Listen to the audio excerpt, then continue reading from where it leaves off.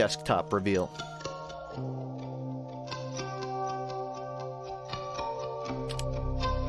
And I don't know entirely how long the game is.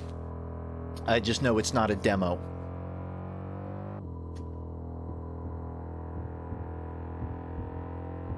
There's also a lot of text in this. I was trying to do all the voices, but I don't know if I'm going to be able to sit through all of the dialogue reading it out. But I'll try to get the gist. It's about the mission at the science place or who hired us. I ain't talking. Oh no, we already have the information we need regarding those things.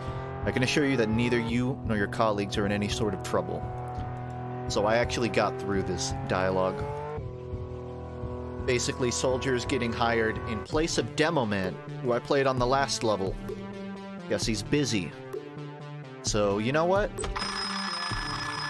Let's get waltzing.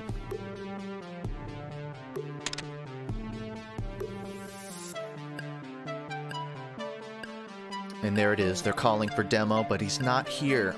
But his best buddy Soldier will be. I didn't realize that TF2 added a fist bump taunt last year. Obviously animated by Hypo, one of the two people that make taunts for TF2 these days. But there's a taunt in TF2 where you fist bump.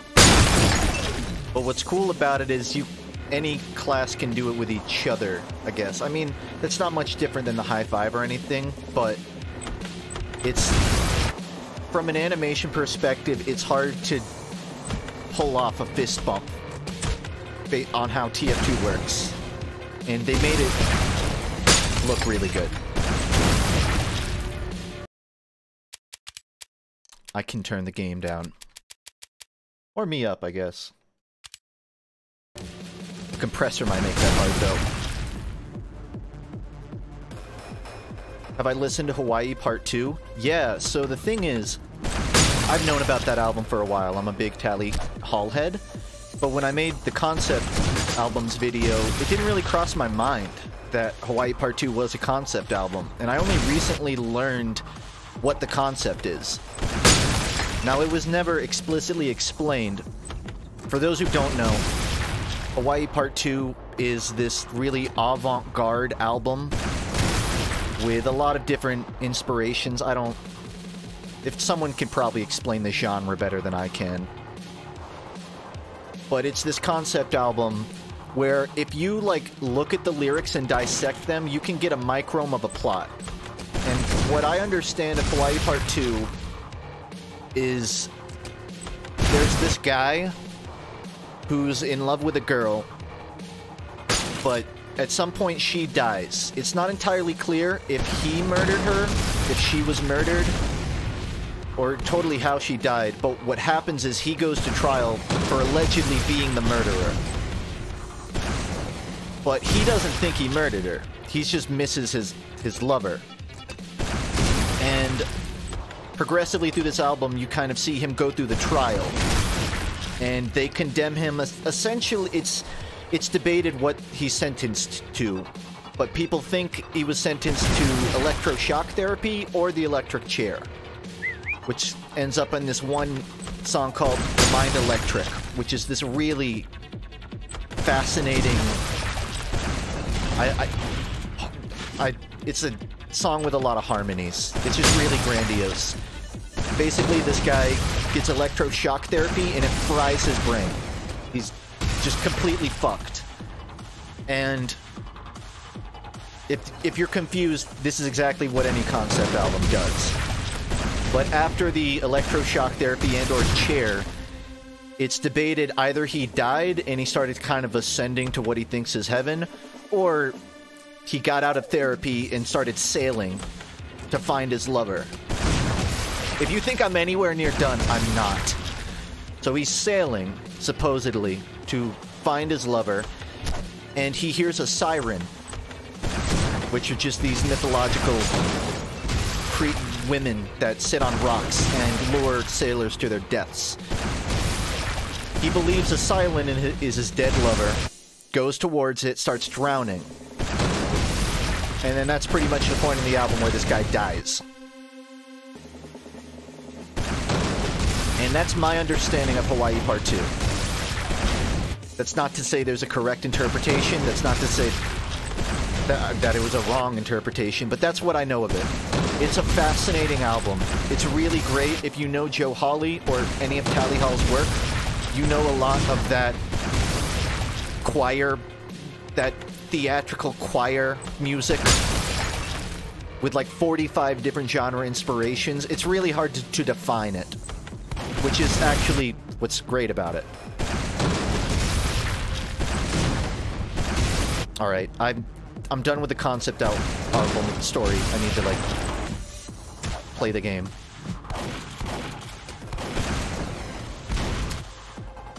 It makes sense that you can't hit downed enemies with the rocket, but it can be really confusing. The game's still very loud. Let me do something about that.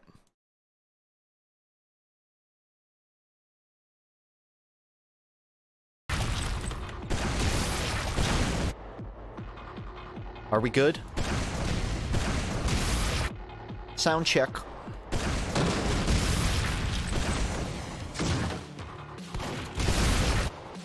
Okay, there's probably a gimmick with the rocket launcher too, because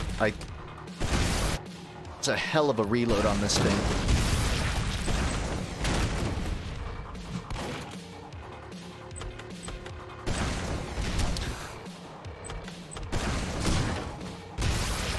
I think this is the play. I just couldn't handle getting my flank flanked. Will there be a FUNKe study on roguelikes? It's not out of the question, but I don't have one planned. When I talk about entire game genres, I like to be thorough, and I would have to do a lot of research.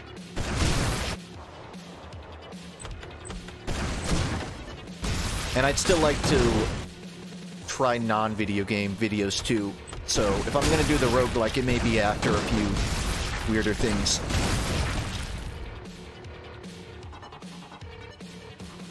Any advice if I want to learn guitar? Yeah, get a guitar. It's a good start, I'd say. 15 seconds into the future. 2023. If it works or not will be undermined by your own. If you're still uploading videos, I'd like for you to think what content it will be. By 2023?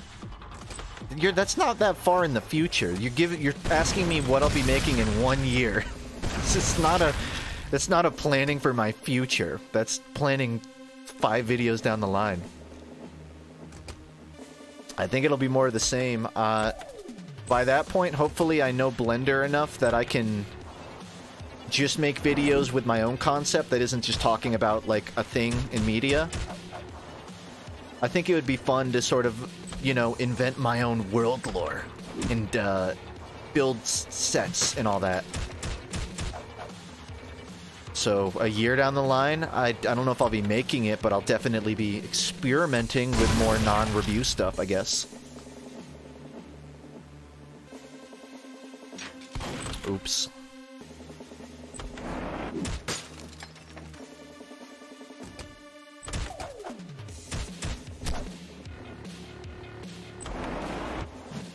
Okay. Thought that would explode it.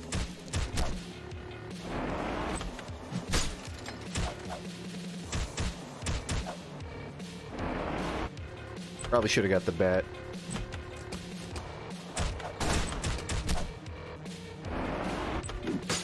Oops. I appreciate that, Terox. I mean, I will clarify, I don't think that's something I can't do now. I'm not worried about the reach, it's about the actual production of it. To make what I want to make, I need to get, like, I can't come out of the gate. I mean, I don't want to come out of the gate with Blender trying to bite off more than I can chew. I want to make some smaller stuff so I can build to the bigger stuff. That's something I've learned with juggling 3 different hobbies and trying to make a lot of different changes to my videos. You gotta start small sometimes. I think it's like that with anything. I mean, really, to go back to someone asking about guitar, I'd say it doesn't hurt to start small. Assuming you're like, have a bass understanding, it never hurts to understand chords and how the music you like is made. I mean, I'd only say I'm a few steps past that, so I can't give it lessons, but it's the same thing with videos. I'll start small, maybe in a year I'll be big, working on big things.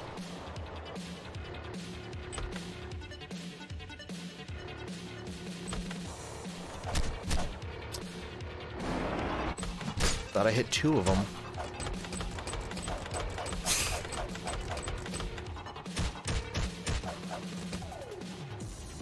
That door can swung.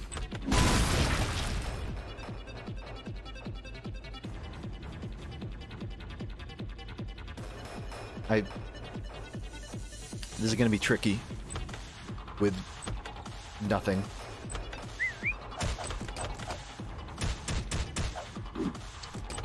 Not anymore. So this is not a mod, it's a standalone game. Again, it's public, so if you look up German Peter's work, you can find it.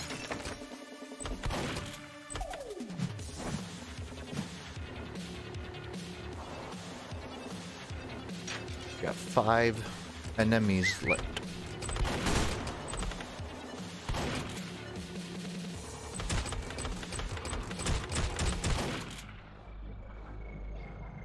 Nice, simple, rustic.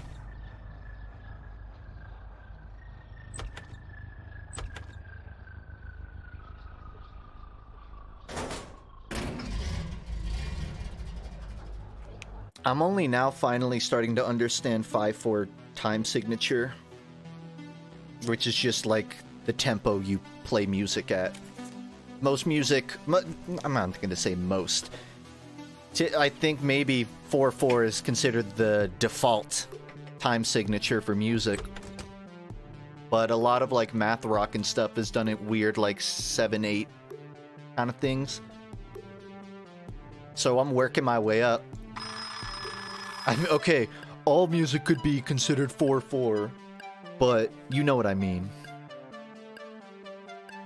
Everything falls into sort of the, what is it, 4 bars template. Sorry, I need to pay attention. What am I doing?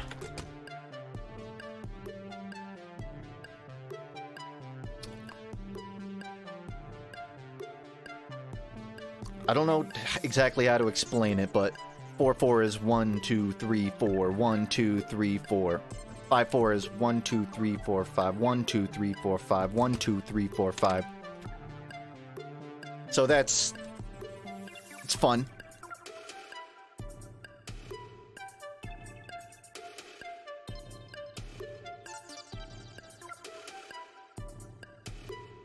It's mostly just arpeggiating chords for me. Haven't totally wrapped my head around, like, the fucking Polyphia riffs.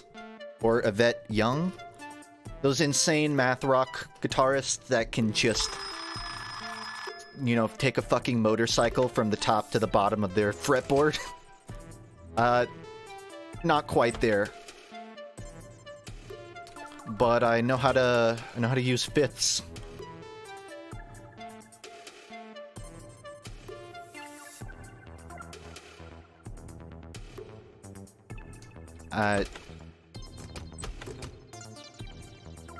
It seems like... Oh, okay. I always have to find the room with the, shadows.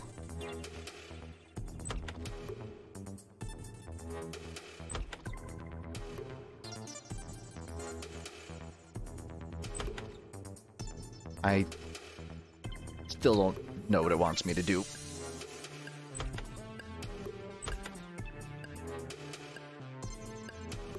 Also, is that 2 pyros?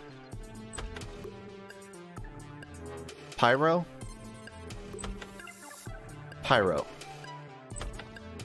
I heard the phone ring, but... Oh, okay. I just didn't recognize this wooden table as the phone. But... my fault.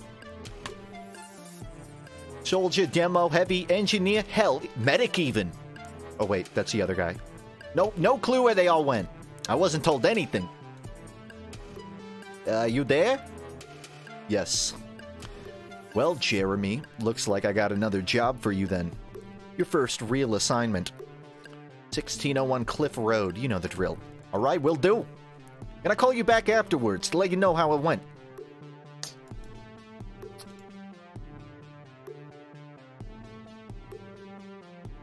Other door.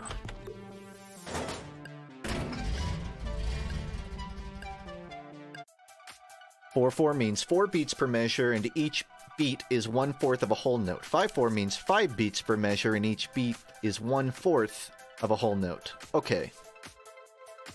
It's not exactly the layman's explanation, but I see what you mean.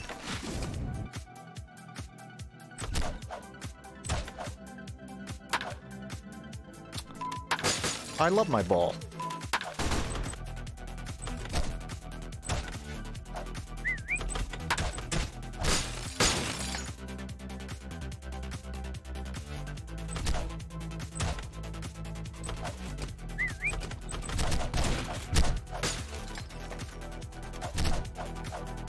Easy.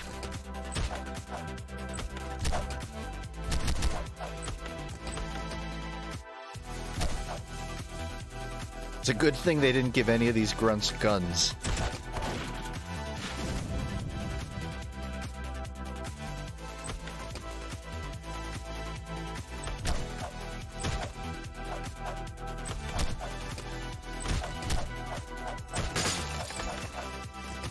Oh, Seppi, I wanted to tell you, I joined one of my friends' Discord groups and we were talking about D&D characters, and they asked to see Coin's art. And it got a bunch of love from some of my friends. Said the artwork for Coin was absolutely bonkers. Wanted to pass the message along for you. And I concur.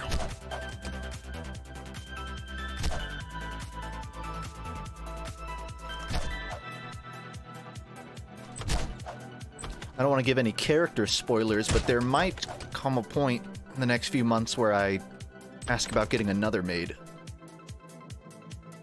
Another of Coin, but I want to keep the reasons a secret for now.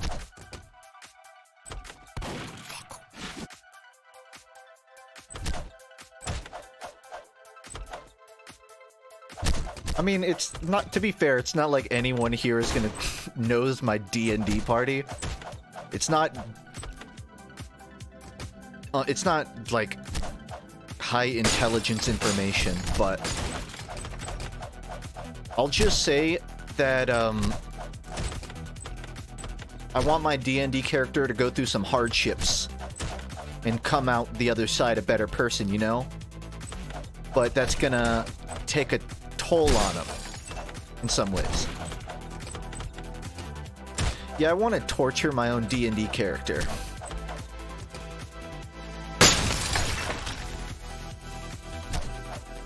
Not really, but it's along those lines of character development, basically.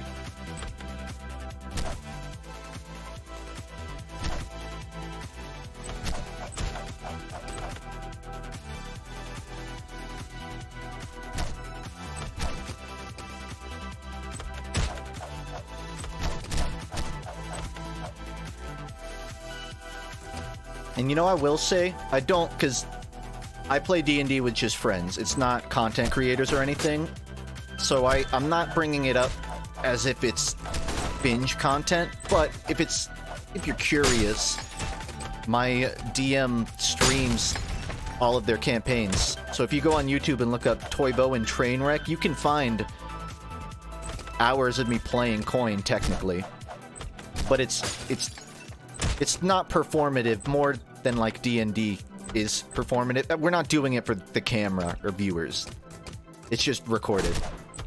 But if you're ever curious when I bring up Coin, that's what it is. Just a campaign I play in.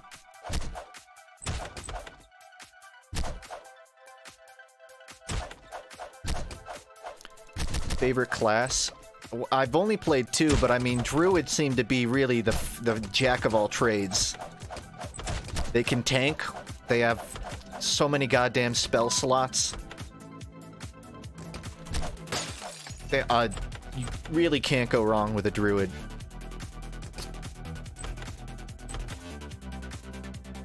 Where does it want me to go? Oh.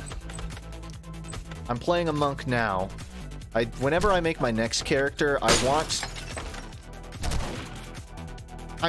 to play something tanky, like a paladin at some point, but I'm also curious about, like, maybe an artificer. Just like an engineer. Just someone who, like, has to do really intricate crafting for their playstyle. I want someone that's really sort of specialized, or someone that just tanks. I haven't decided yet.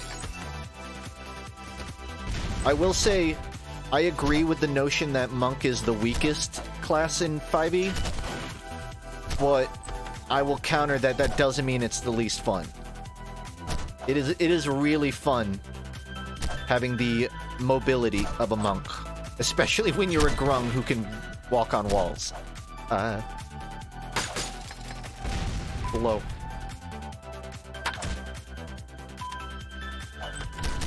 And I'll say whatever I lack in combat prowess, I make up for in RP.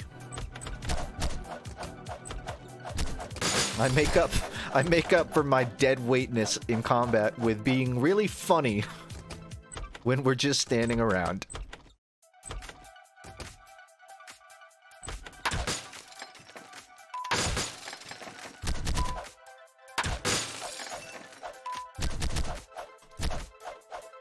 See, this guy can... Oh!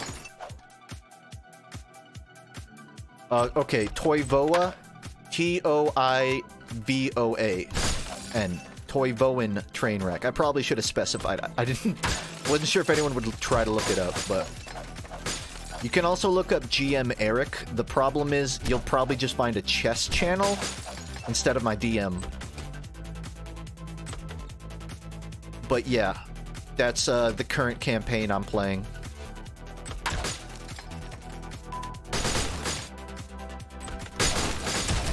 We're already, I don't know how many sessions in. We're dozens in, so it would be really hard to catch up. But basically, we're a crew of kind of pirates, just freelance, and we go around doing jobs for this group called the Long Striders Consortium.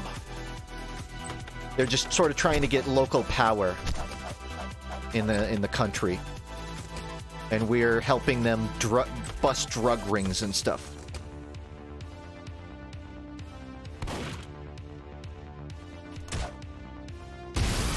Oops. They're am I fighting actual combines now?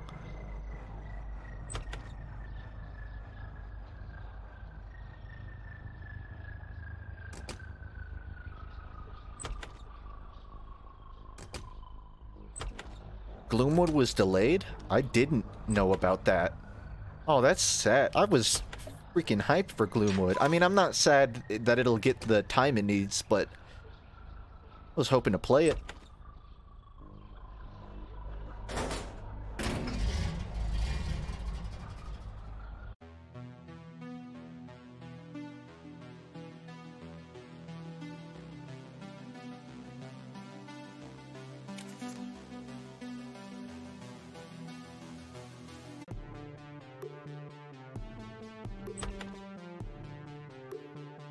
I'm back. Missed me? You were gone? Yeah, I did a job for that lady. Well, what's her name anyway? Oh, no. I can see where this is going. You know our work ethic. We don't have names. We don't exist. No one cares about us. Do not ever try to have any relationship in this job. It doesn't end well. Right. I've got a second question then. What's the deal with those dummies I encountered? I knocked them over and they pulled out a grenade. I was about to smash their heads in. They almost blew me up with them. No idea what you're talking about. Be on your guard, I suppose. Oh, and your scout? Start using a real weapon next time instead of that ridiculous bat. No wonder you almost died. Thanks. I can only get so erotic with the voice. Who was that? Another job for me. They want me to clear out yet another warehouse. Told me I only had one shot at it. Knock yourself out then. They had one... Mixing my accents. They had one job for you too. Remember last week's job? What about it? Well, looks like the residents moved back in. For crying out loud. What do they even want here? Ah, forget it. I'll take care of it. Well, at least we have a common man on the inside that this time that owes us a few favors. Gave us a map of the place too, so go take a look and tell them where to hide some goodies for ya. Then we're even. Oh, and I think this is so much. I think they installed some alarms in the place since last time, so better watch out or hiding in shadows ain't gonna help you even. Terrific. I'm psyched already. Anything else? Nah, that was it. I'll take the camper. You have the gray van. See ya!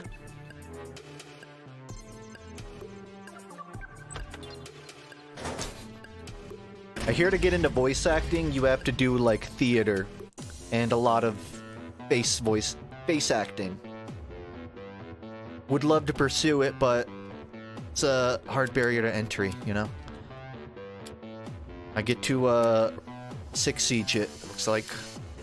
I think. I don't really know what I'm looking at. I guess this.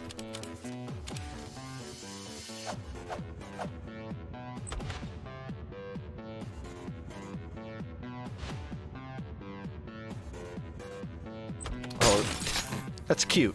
It's actually like The Spy.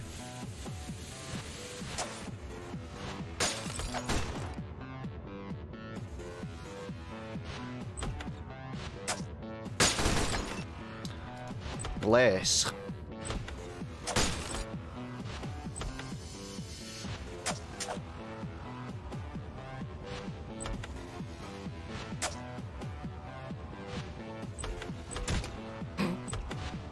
This is, thorough.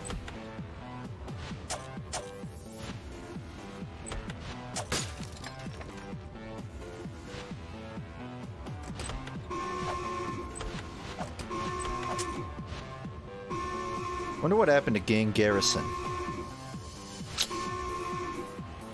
It's probably still around with 20 players.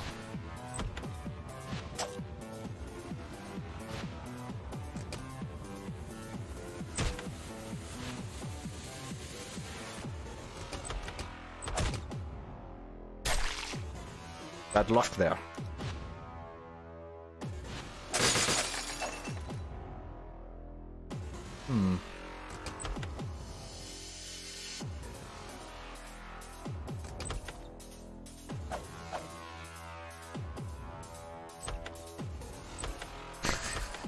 Sick chain stab.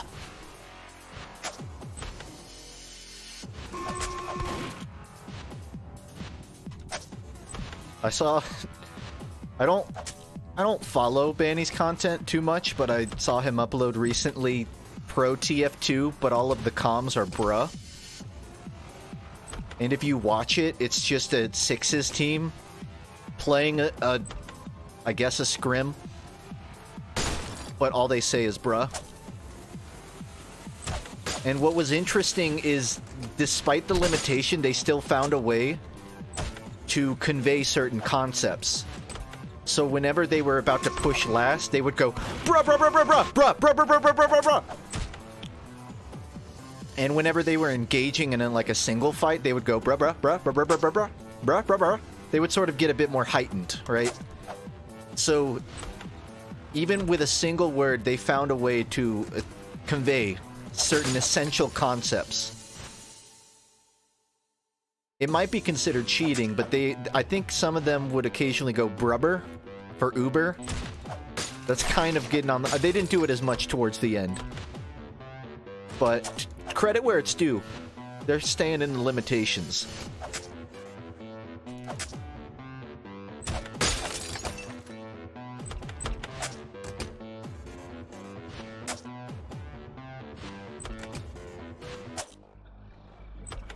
Wow, already done.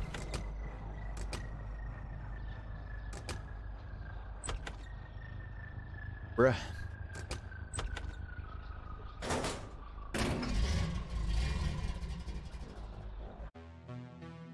This game is Midnight Mercenaries. Free indie game by German Peter. Spy subclass unlocked. Yeah. Ah, the famous rogue. This has got to be one of the few times someone was able to actually talk to you, isn't it? You do realize I could kill you in 5 different ways without even walking over there. I do, and I welcome you to demonstrate. I already forgot the fight. Trust me. Trust me. He kind of has Bernie Sanders hair. Trust me.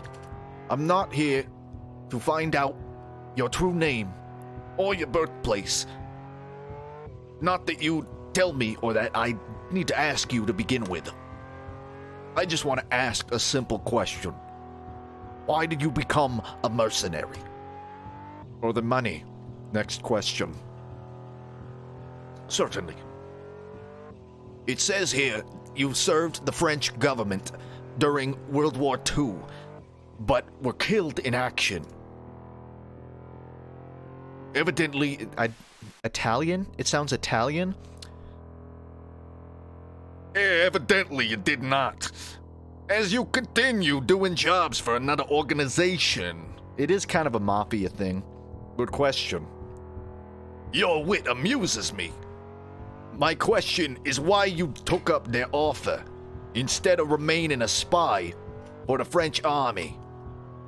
I told you, for the money. But if this report is correct, then you actually earned less money afterwards. In fact, you could have retired as a government spy and would have been wealthier than you are now. Just seems peculiar to me is all. The spy voice is easier when he only has 3 words to say. You can't dissect it as much. But thank you. Blue Andy, I have an FAQ under my stream. If you're curious how Bommy was made, I stole it. Stole the whole thing. I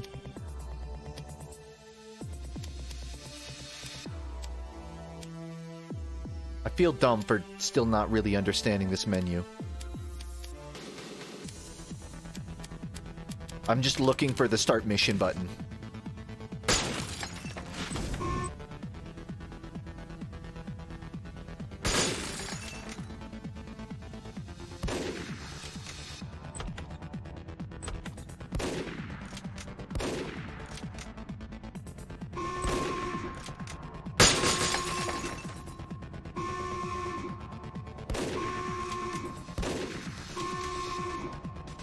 Oh, okay, I guess it's just a menu I can look at before I start the mission. I don't really have to interact with anything.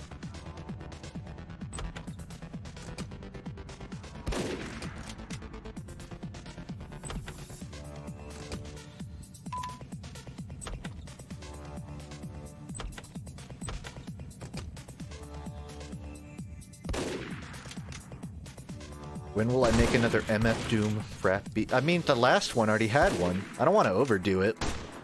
Pay my respects without just cramping a style, you know? I'm gonna make a rap beat. I'm gonna try and mix it up now and then. I really only had the last video one because of the Lunchbox mixtape. I was like, if I'm gonna do a TF2 rap, it might as well sort of homage the thing I already did. Especially because it's not super long. It's not to say it'll never happen, just no plans. If I do more rap, I hope it can be its own thing sometimes. Not its own thing. I'm not getting stuck on Doom type beats, let's just put it that way.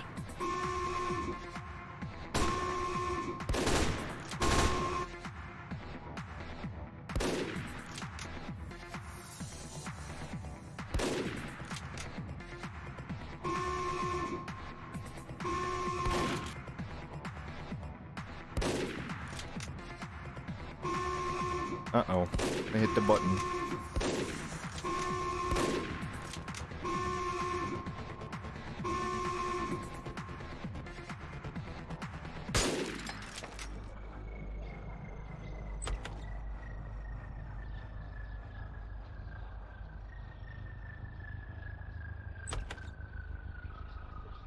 Do I like American football? I jive with American football. I'm not... They're not on any of my lists. But... maybe a lack of trying. I'm not super into the guitar porn math stuff. Or emo rock. Mr. Mundy. So nice of you to join us. What? No. I shouldn't be here. I have to help the others at the science facility. They need me. Don't worry. You'll meet all of them again fairly soon.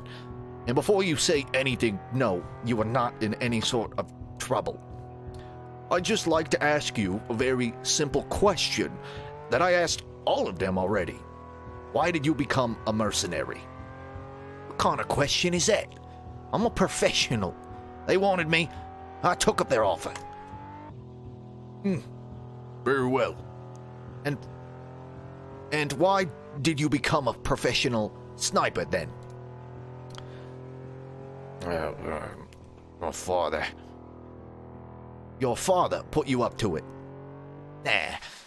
He told me to join the army. I became a sniper on my own accord. But the army wasn't for me, so I became a mercenary instead.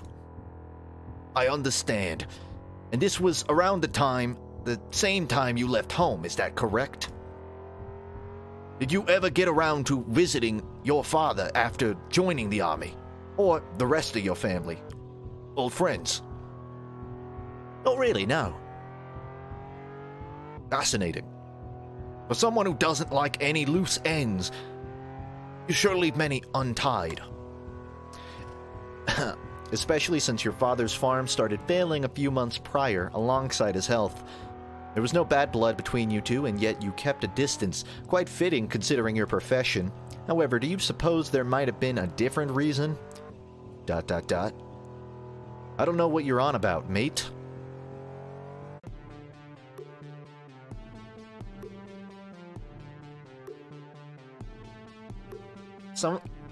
Someone correct me if I'm wrong, but when there's a ...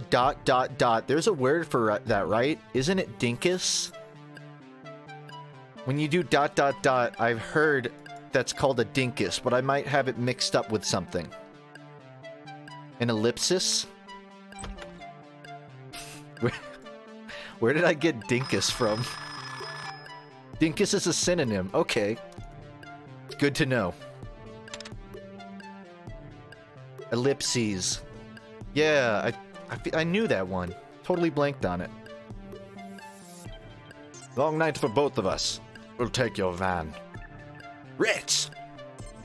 I'll meet you in the car. I'm not messing with you. Google dinkus. Oh, a dinkus is asterisks. I see. It's like a cousin to the ellipsis.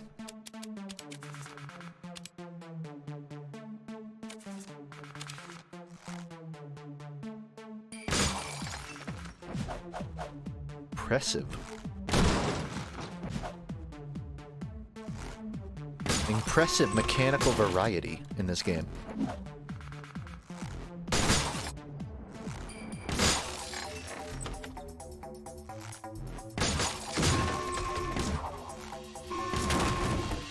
Weak door.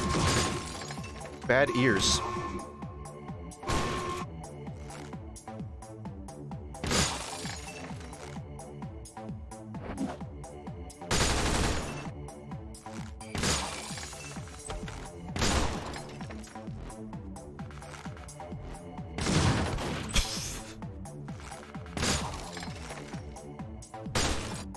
I'm a dinkus Aussie, not some bloody cartoon.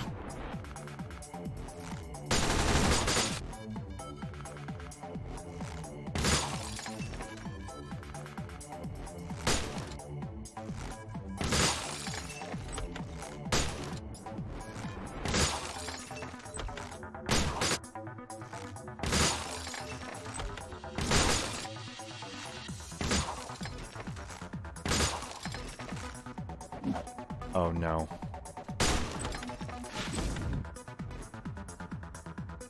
Can I add Funk Nene and Funk Let's Go to the Twitch emojis? I have to ask the creators of them, but I'm more than happy to. I love those emotes.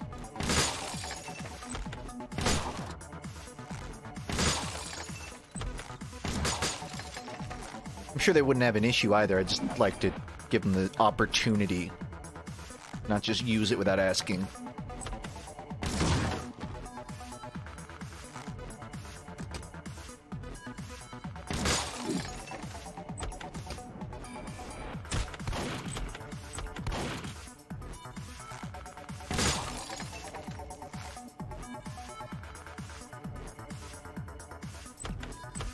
I never liked the phrase, the definition of insanity is doing the same thing over and over again, etc., etc. I give Far Cry a fault for that. Because that's not at all what insanity is. There's plenty of things where you will get a different result if you do them again. Insanity is like the... I don't know the definition of insanity, but it's like a complete lapse in logic and judgment. It's expecting a different result based on something that's probabilistically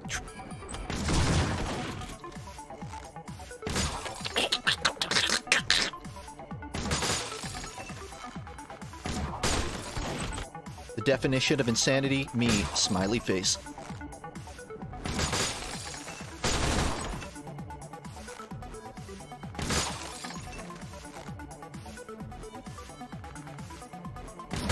I got tripped up on the word probabilistically, because I don't think it's a word.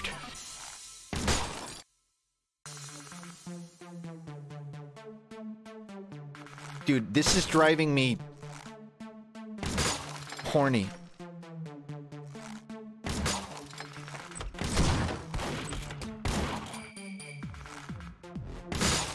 I didn't want to say crazy, or the other word, but I couldn't think of a replacement.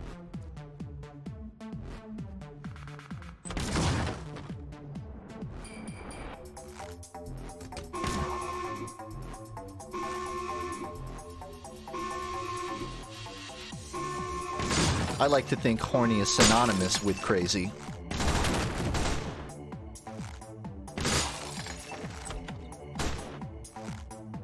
I mean, I kind of have to start it here.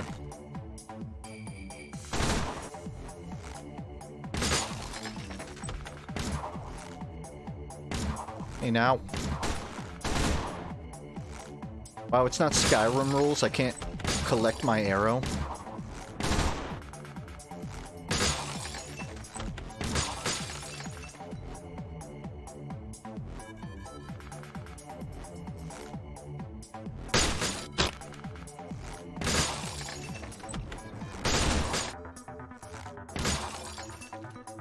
My girlfriend won't peg me what do. I'd start with respecting her boundaries.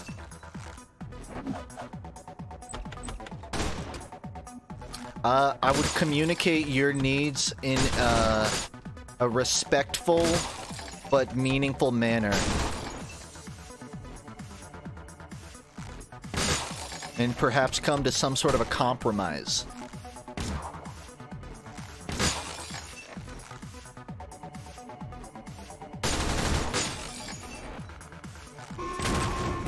Or peg yourself.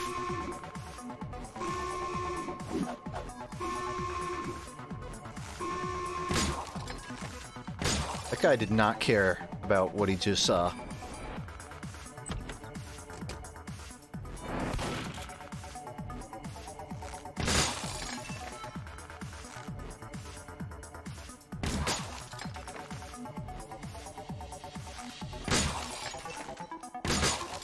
Well.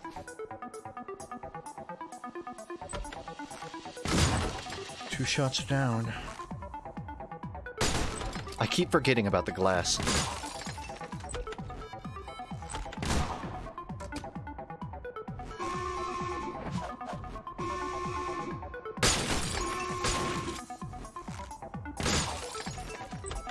You know, I played D&D sessions that kind of played out like this. We were trying to break into a mansion and we had to go through the doors. But it didn't really work because I got charmed and fought my team and sort of fucked the mission up. We did succeed. I'm just surprised that doesn't translate to how well I'm doing here.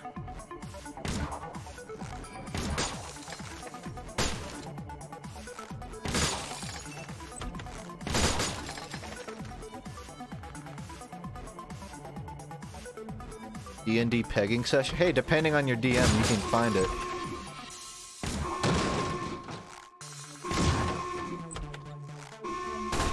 Damn.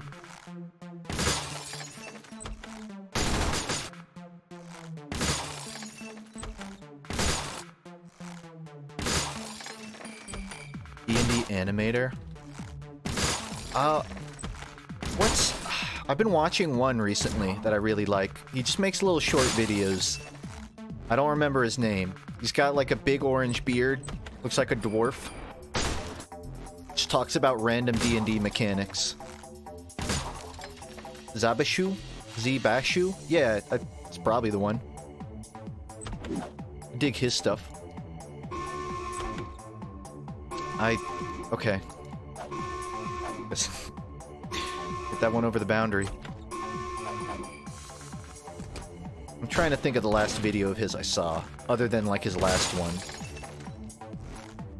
His last one, I think he was talking about critical misses, right? So, generally if you roll a nat 20, you just roll a die with 20 sides and it lands on 20, that's considered a critical hit. Conversely, if you roll a 1, that's considered either a critical miss or a critical fail. But it's argued whether or not that exists in like modern D&D. Because I guess it's not as well known as a critical hit. But Zabashu made this video explaining that if you look in the Dungeon Master's Guide for 5e, critical misses do exist. It's just that it's kind of a rule of cool thing with your DM, where DMs usually just pick whether your nat 1 is considered a critical miss. Sometimes you hit a 1, but it's not over the top. You just miss. Oh. How do you critical fail but more? Technically, if your modifier is a negative, you can do even worse than a 1. I don't know, if your perception is -5 because you have shitty eyes, and you roll a 1, then you're getting a -4 on your roll.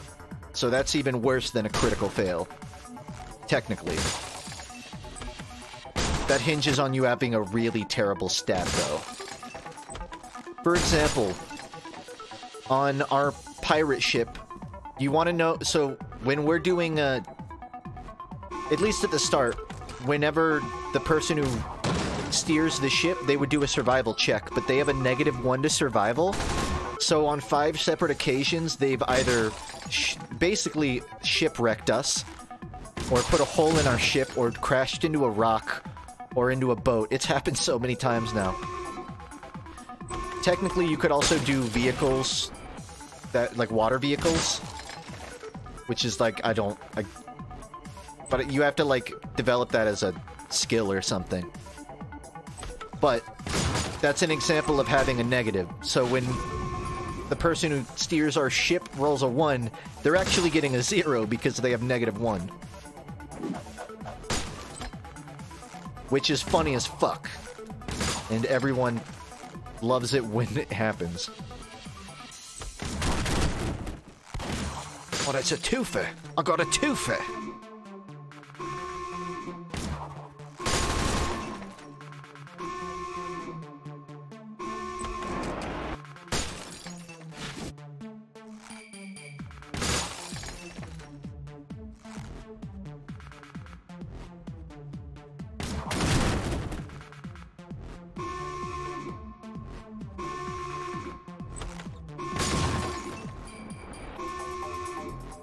Speaking of -1 perception, this AI. I didn't know SMGs had fall off.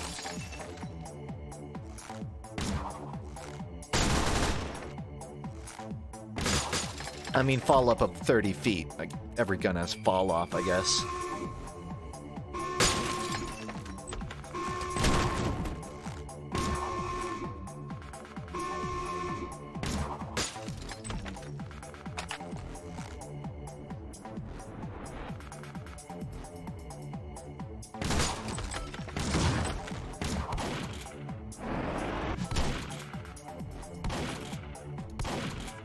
Let's go.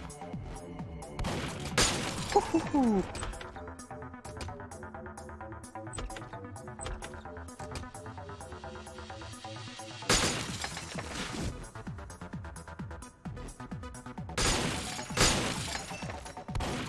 Sometimes I just don't totally register what's a window and what isn't.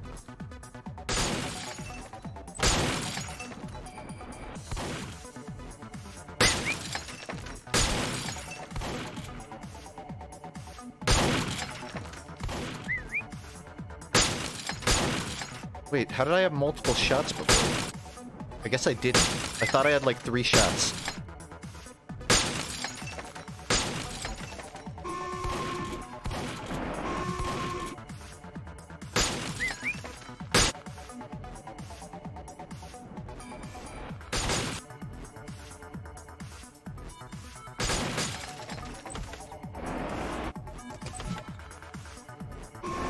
Ouch.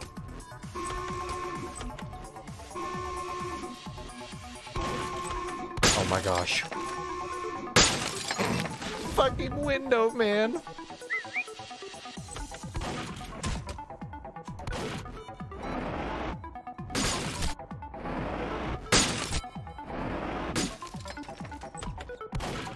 I feel like I can more reliably kill by throwing.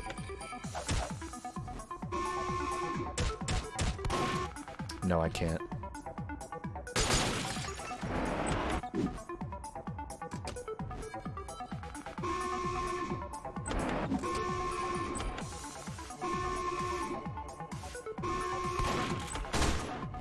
It's not a good spot to go for me.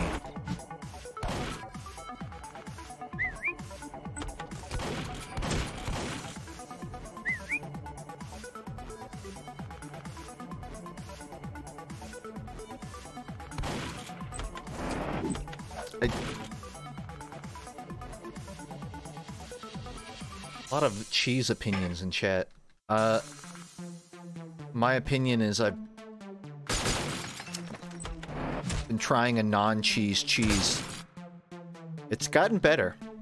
Used to not be able to find a non-dairy cheese, but they're passable. I mean, they're passable as in they're edible. I'm not gonna say they cheese. Munster. Munster.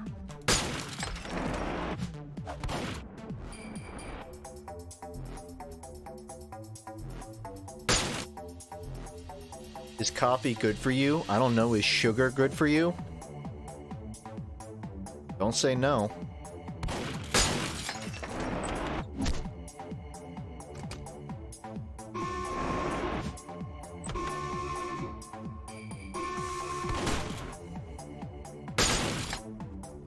Maybe I should phrase it as, is sugar bad for you?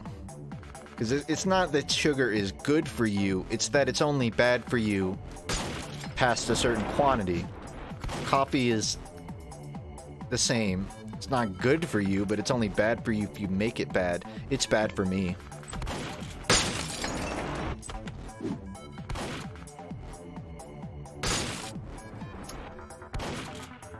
Wanted to see if I could break the door.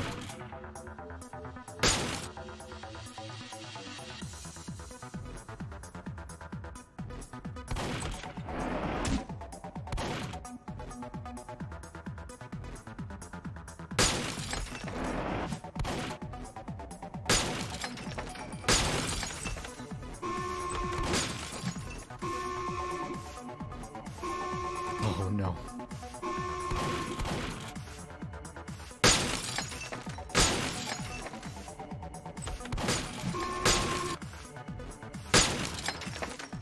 I'm just trying some different strategies here.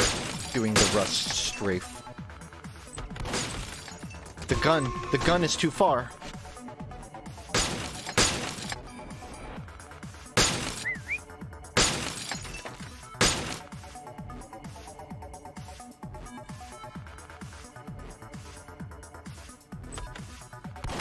How?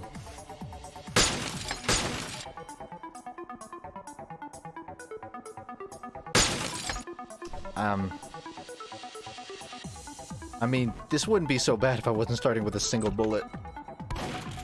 And missing every first shot.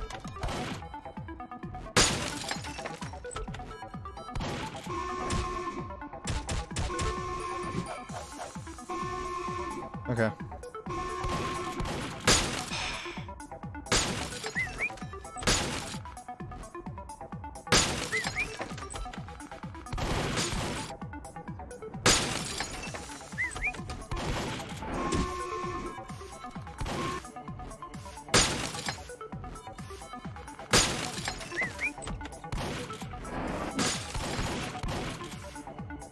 Is this considered a Miami-like?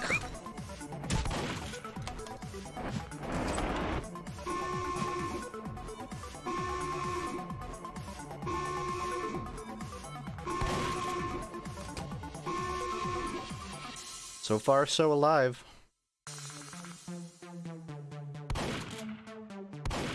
It's just, it's so difficult to know when a shot will hit a corner.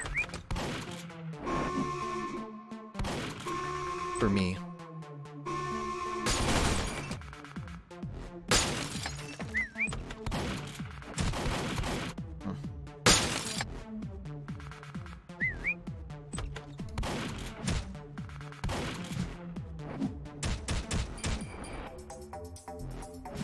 Oh, come on. Give me a break.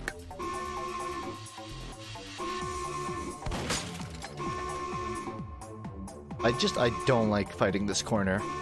I never win it. So I won't. Huh.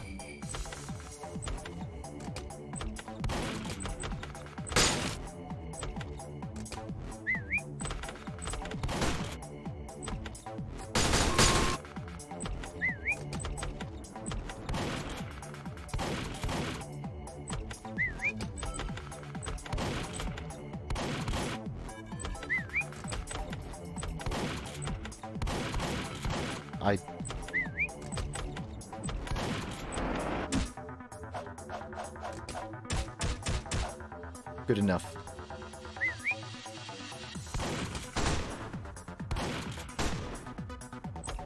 I've learned if someone turns a corner and you have a gun, you don't win.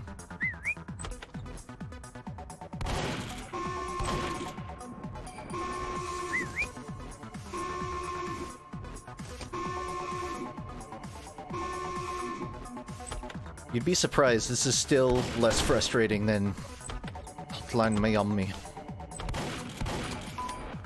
Because I can at least see the enemies when they approach.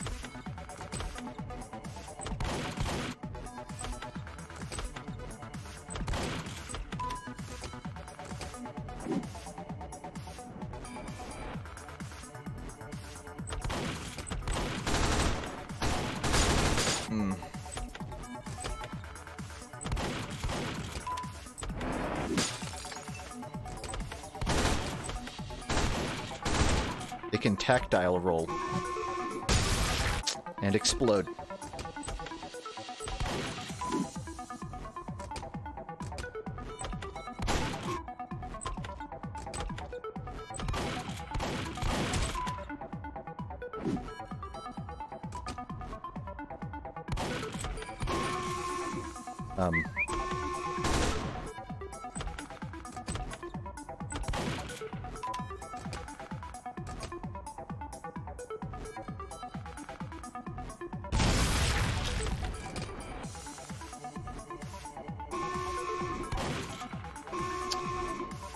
Good strategy, lost the SMG because of it.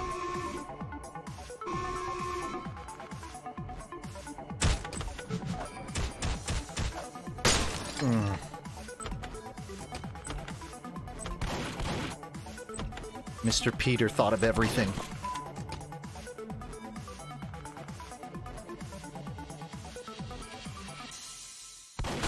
Hey, German Peter. Sorry.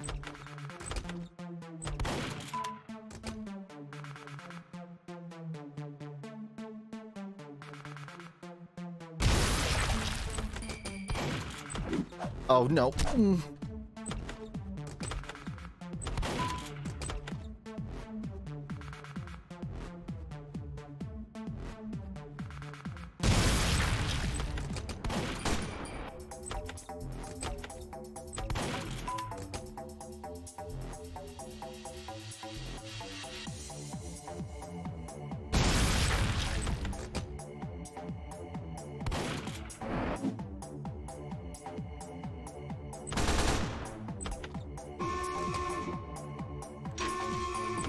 Oh.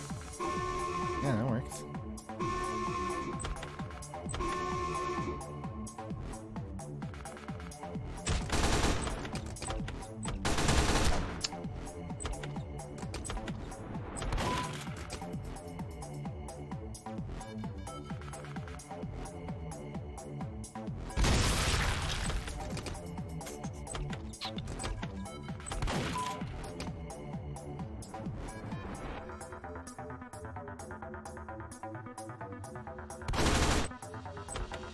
On Cracker Island it was born.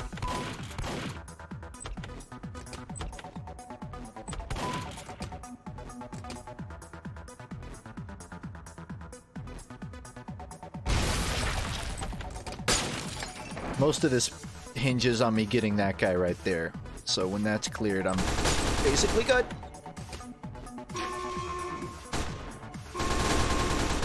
Unless that happens.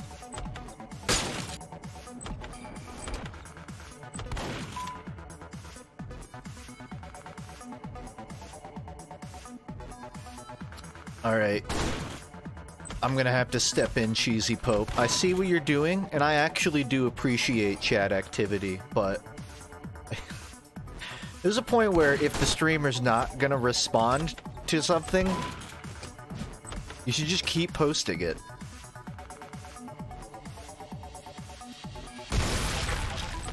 I mean, I can never fault a person for liking cheese. I just...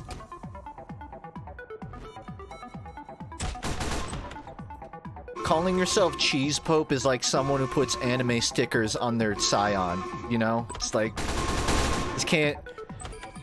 you gotta draw a line somewhere.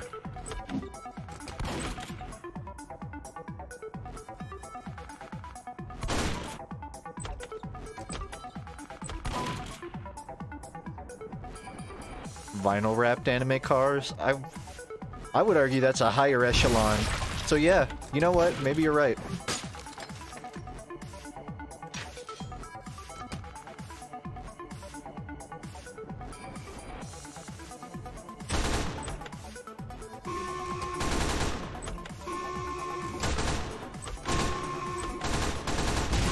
Every time.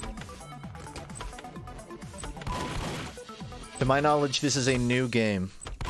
If the levels are recycled, maybe, but I'm pretty sure it's a from scratch, or at least uniquely developed game. Not a Miami mod or anything.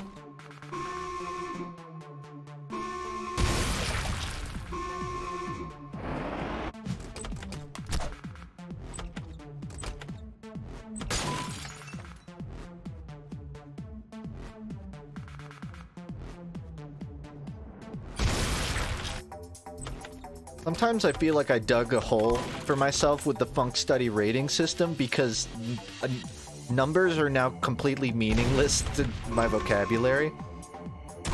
For even my viewers' vocabulary. If I play a game, there's never someone in chat that's like, oh, it's an 8. It's a 7. It's the most fucking cryptic jokes that I just feel like I'm alienating so many people.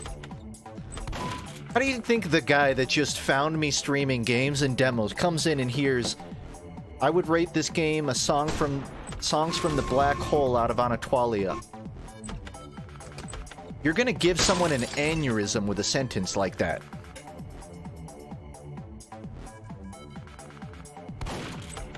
It's shotgun. Video game shotgun.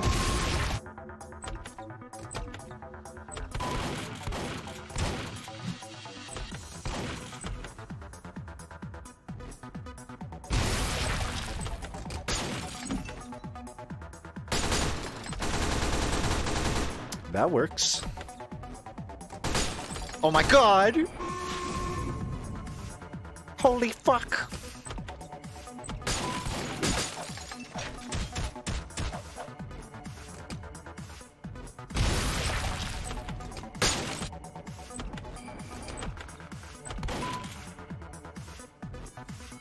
Oh, I was way too fast. Wait, can I respawn? I don't...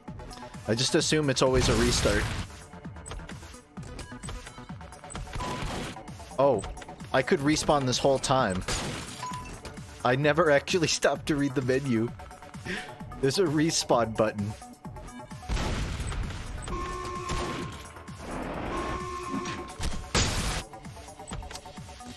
And I keep forgetting to click it. Are those a limited supply? I guess I'll find out.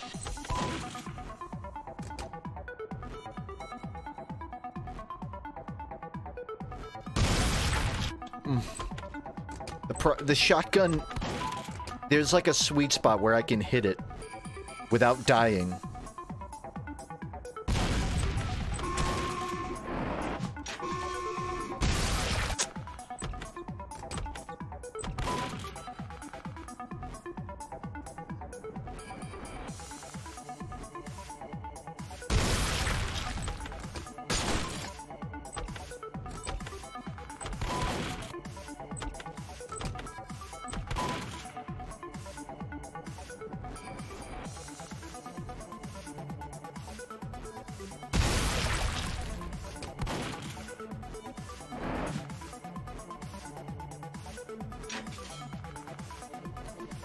Okay.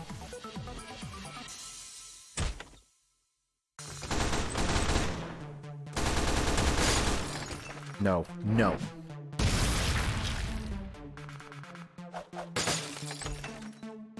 Oh, I have to do this with a bat?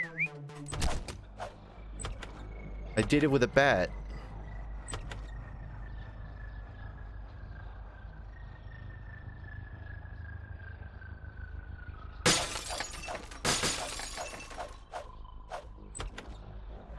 In case you're curious, people have already begun modding multiverses. You might have already seen the balling cell or some other things. Among the mods that were made for multiverses, someone replaced Superman with the Sino Heavy, the Heavy with the glasses. And it's astonishing how fitting it works. The model doesn't look distorted or anything, it's just heavy and smash, essentially. Yeah, there's some pretty suspect mods, but there are some cool ones too. Someone replaced Shaggy with Scout. Someone replaced, I don't even know who, some Batman with the Medic or something. Thank you to everyone for joining this meeting. I'll keep it brief. As Scout over here already experienced a few days ago, there's a new obstacle in our paths. A new guard that doesn't seem as dim-witted as the others. This one appears to actually know what they're doing.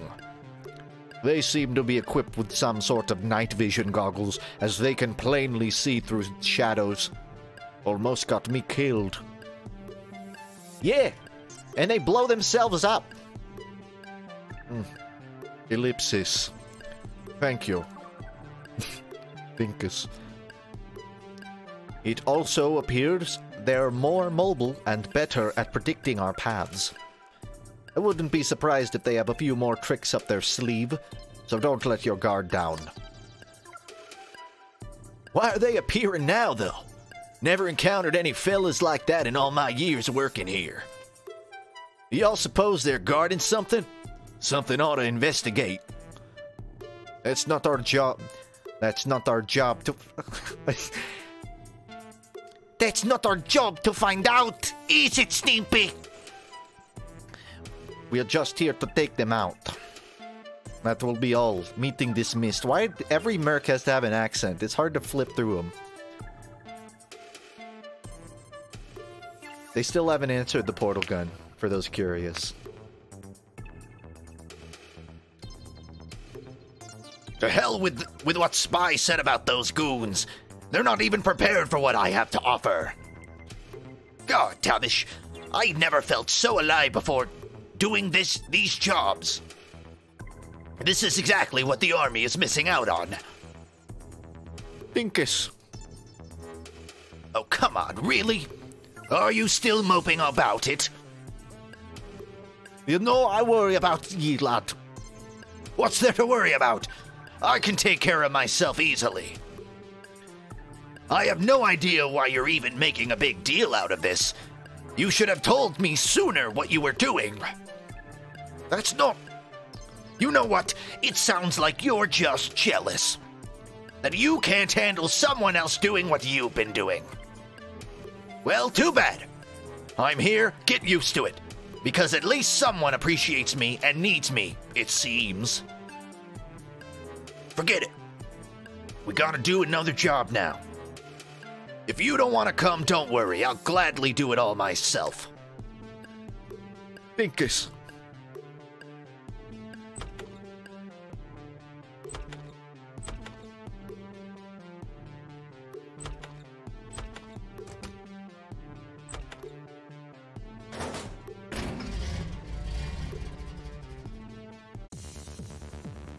Oh, my throat's gonna regret this. Can we get confirmation or not whether Bommy has hair? The rope wick is his hair. The rope wick gets longer and he has to cut it. Oh, I should have chose Soldier. I think demo's like the easiest to clear with though. Just cause AoE. Is the bomb guy your persona? No. It's a channel mascot, but I don't really have a personal affinity with the imagery otherwise. You'd be shocked how much I get that, though. Get asked that.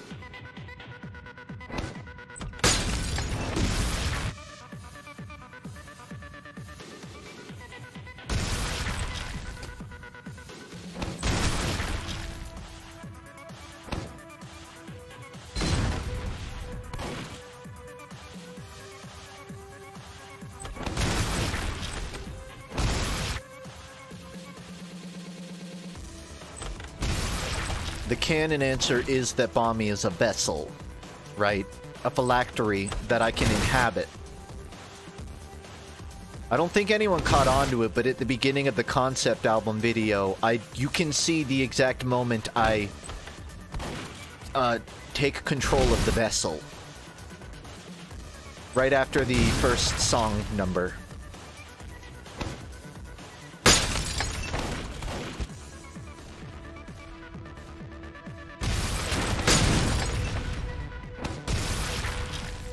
I'm not fucking with you. I animated that, but it wasn't really...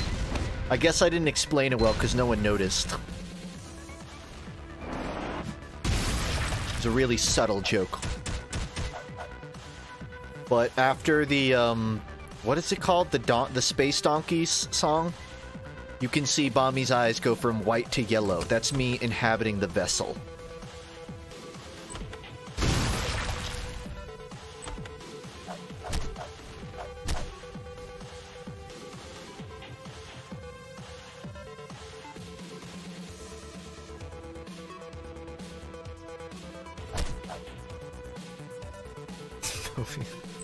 Yeah.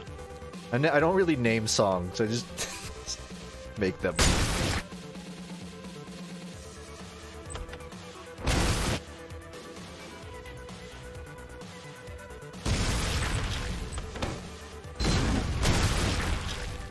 Yeah, that works. It's obvious when you know to look for it. But I guess it would be hard to interpret what's happening just off-site. Which kind of fits for the video, honestly.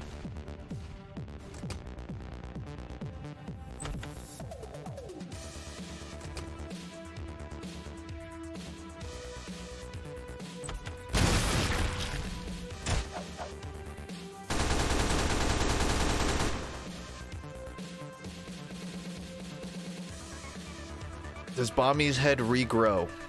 Oh, that's a question for the scholars. I couldn't even tell you. He has to be put in a position where you find out, you know?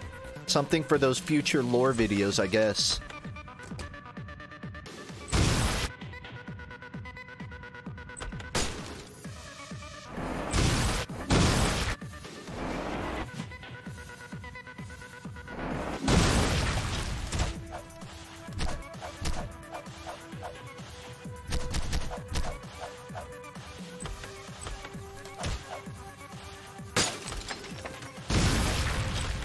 Yeah, you do that.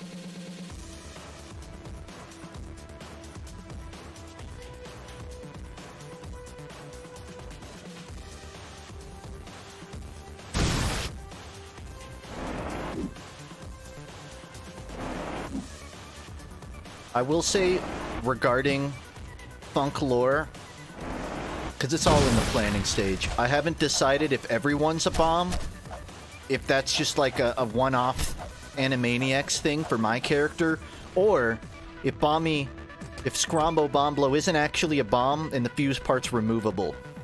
I haven't decided yet what the twist's gonna be, but time will tell.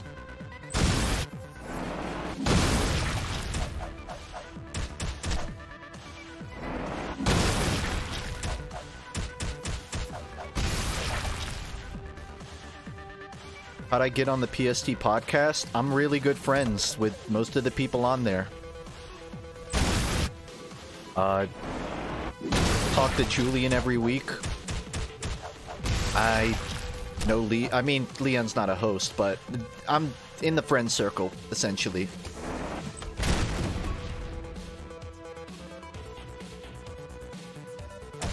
Good friends with Ed, Funk Duck, those who don't know.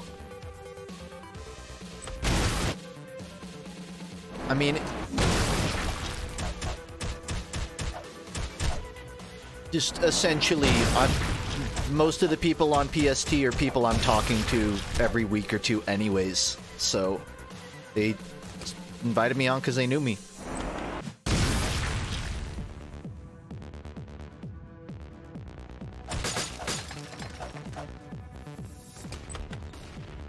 Dynamite stick character. Yeah. Someone did fan art of, like, other explosive head characters, which I thought was cool. I want to explore the gimmick without wearing it out. You know, I'm not trying to just Amazing World of Gumball it and have everyone be weird objects. But I wouldn't mind having some consistency now and then. I've already confirmed the Sentry Buster as Bomblo's cousin.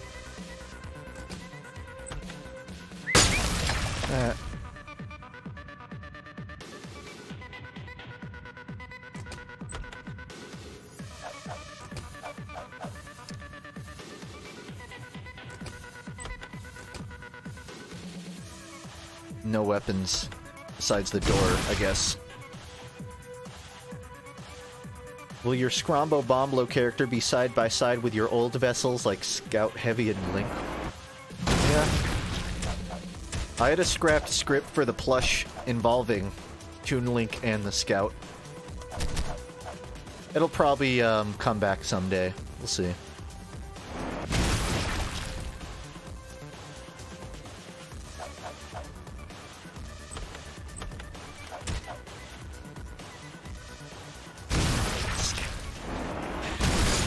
The Scout gets killed frequently, but I think it's like a Kenny situation, where even if the Scout dies in one video, it'll come back. Death is impermanent in the Bomblo universe.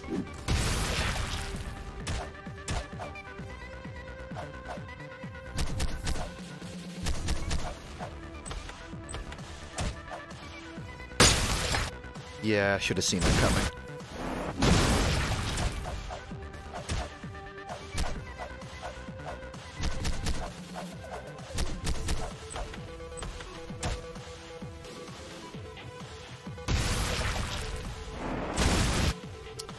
Oh yeah. Just can't take doors.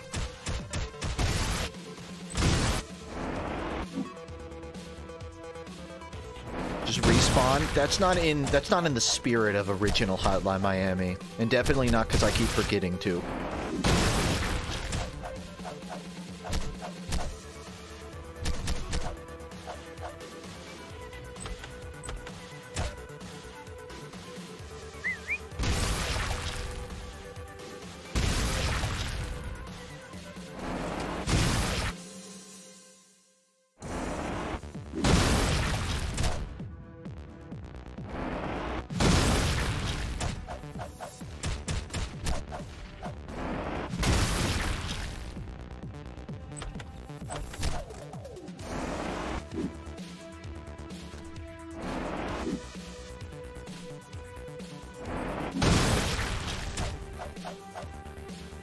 Wonk. I can't tell who's alive.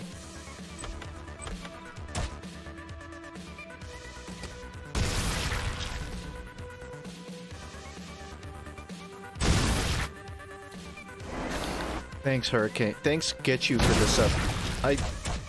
Hurricane's saying there's someone with a Weezer song name in my chat. As if this isn't the first Get You to have appeared in the FUNKe chat. Yeah, it's true.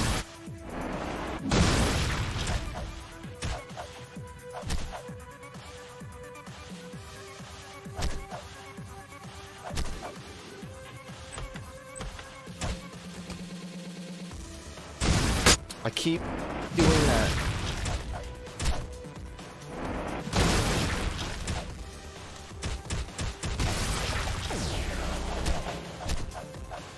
My baby's first respawn.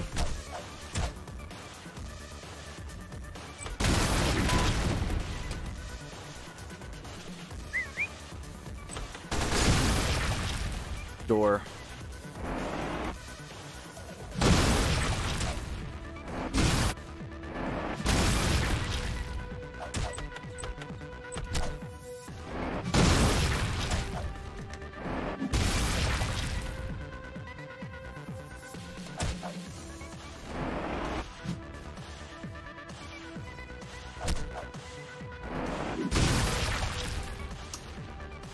Q. Respawn.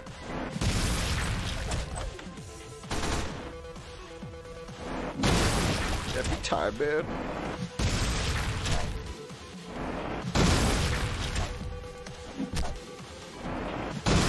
I'm trying to tech it.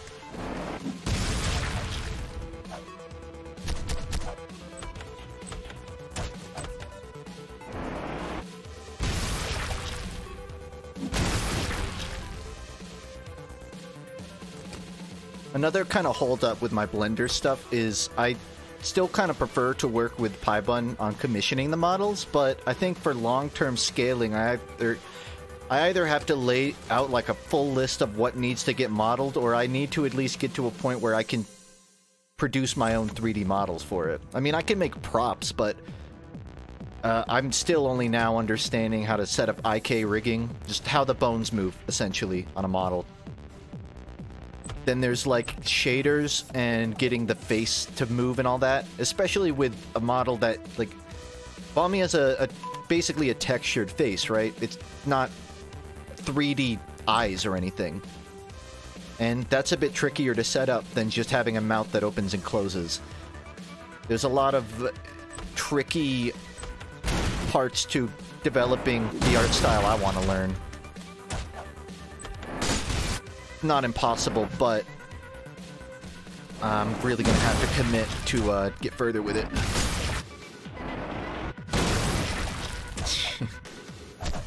I mean, thankfully my content does well enough. I can invest in some way into it, so it's not that I can't plan. Oh, I can plan around in a way I can have things made for me, but there's also the time factor. Like, I can get stuff commissioned, but that doesn't mean the people I'm working with are always around. That's maybe one of the downsides of, like, doing 3D animation. If you're a 2D animator, you kind of have your whole skill set there, for the most part. I mean, I shouldn't be so reductive. I know backgrounds are different from characters, but for the most part, you can kind of patchwork fix everything. With 3D models, it's really hard to do that, it feels like. But I think it's worth it.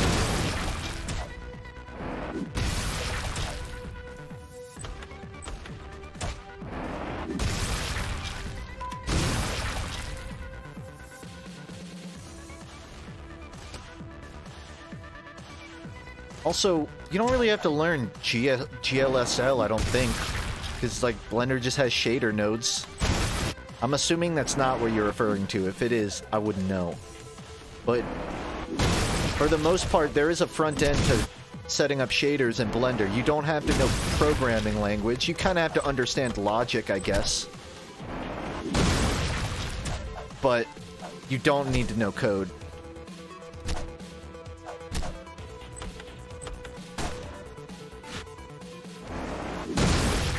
And I can wrap my head around, like, the shader nodes and all that, but there are limits. Understanding the logic of connecting one thing to another is a lot different from learning how to apply a halftone pattern to, like, a large object. Bruh. Yeah.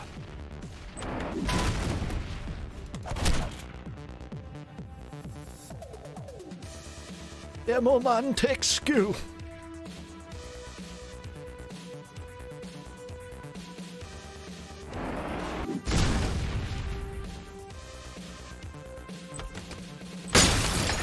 That almost killed me. And I would have forgotten to respawn. I mean, I agree 3D modeling is harder than 2D drawing. Well, I'm not gonna... I wouldn't compare them. They're different skill sets. I would say it might be more time-consuming to do 3D modeling. But it's definitely time-saving to 3D animate. So it's a real trade-off, you know? Like, a lot of the time you spent getting stuff made can potentially be saved later down the line. Eevee or Cycles? I mean, for what I want, Eevee's more game engine-y. Cycles, I don't know that much about Cycles.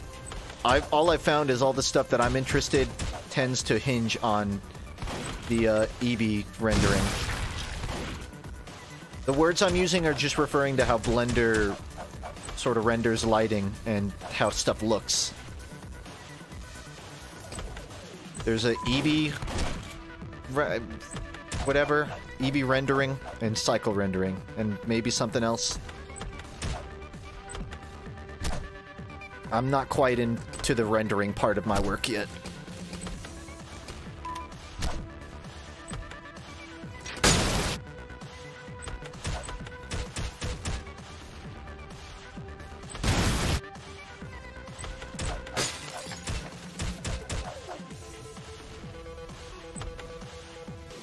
You don't need cycles unless you want that ray tracing quality.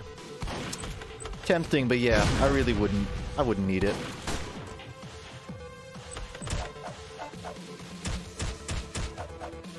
I was just happy to finally figure out transferring objects, like in a hand. Because I was animating a gorilla smoking a cigar, and he was twirling it in his fingers, and transferring object parenting in SFM is fucking hell. You have to go into the timeline and basically unselect all the parts before and after. Before you want something to it's... No way I explain it would make sense, and that's because SFM doesn't make sense. I had some trouble with Blender until I realized the way you parent a bone to another bone is a lot simpler than it looked. There's basically just one button you have to click so that it wouldn't fuck up everything before and after it. I think it's a raw animation. It'll be up soon enough. Still have to do a lip sync. But yeah, basically I've learned the transferring bone parenting, like the last thing I did.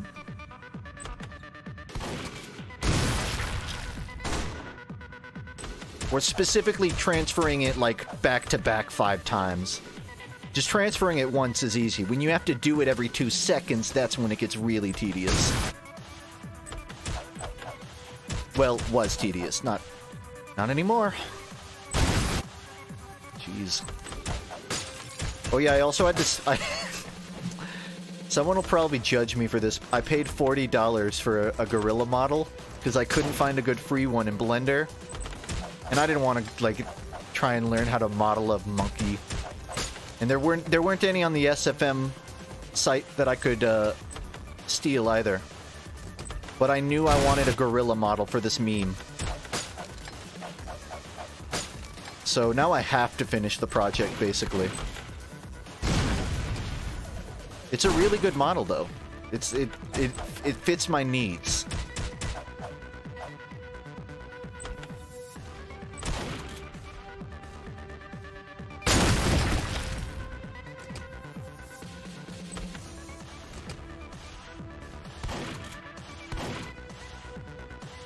Good resources for body mechanics? What do you mean? Do you mean like non-conventional bodies? Like someone with a spinning torso? Body mechanics is pretty vague. I basically just look up tutorials for anything I gotta learn. I'm trying to learn how to make environments right now.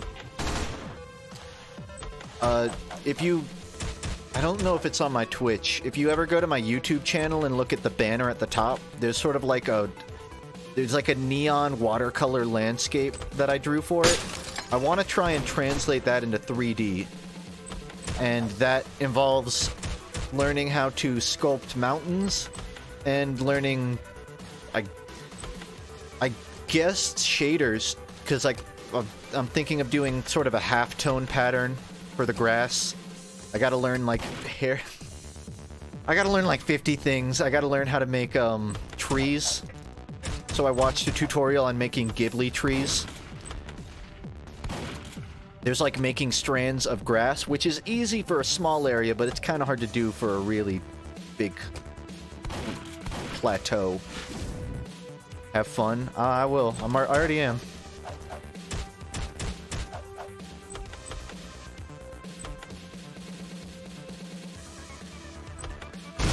Door.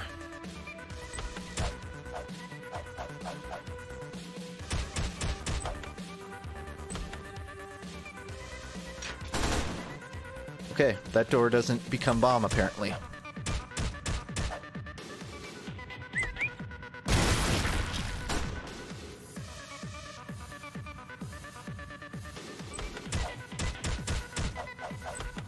Am I gonna make a public event for everyone to join or nah? What do you mean? Like in the Discord? I mean, yeah, there'll be events. Never say never.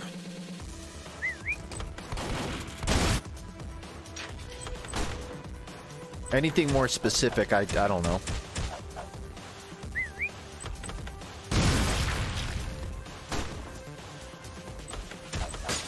Oh, you mean public in person? Like a con? I don't...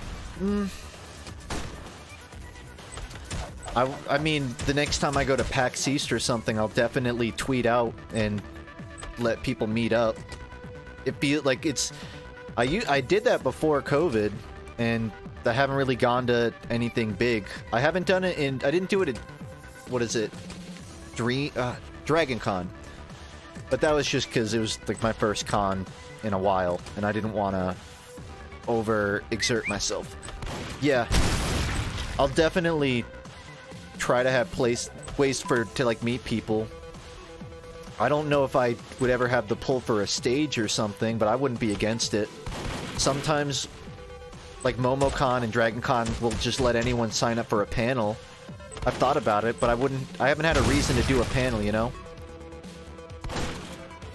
I don't like speaking outside of my own expertise, and even expertise is a very generous word for what I do. It's very jerry-rigged.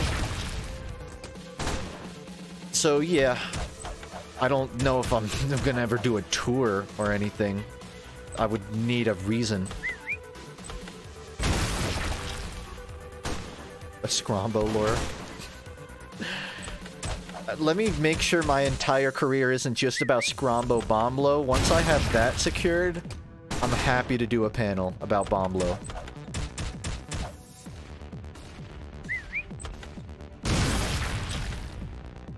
I have fun with Bomblo. I have to be cautious about how far I lean into the fictional character, since a lot of what's fun for me is just sharing myself. And I don't want to have too much of a disillusionment from that. A detachment.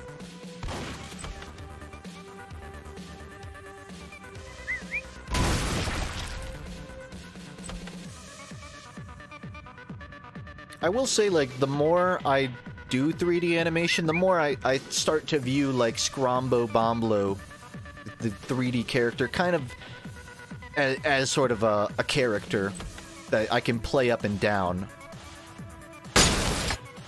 It's just one of those weird new age content things where the line's been so blurred between performer and person. It's fun, but it can get weird.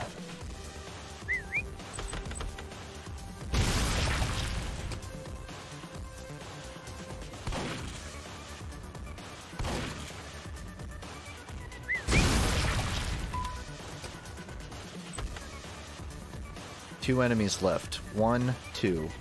Easy.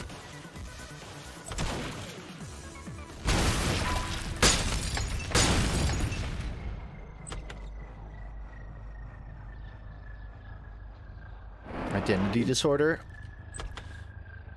Oh no, I got past that. I've had one. I think the time I kind of took away from making stuff is what made me come back to it a bit more cautious about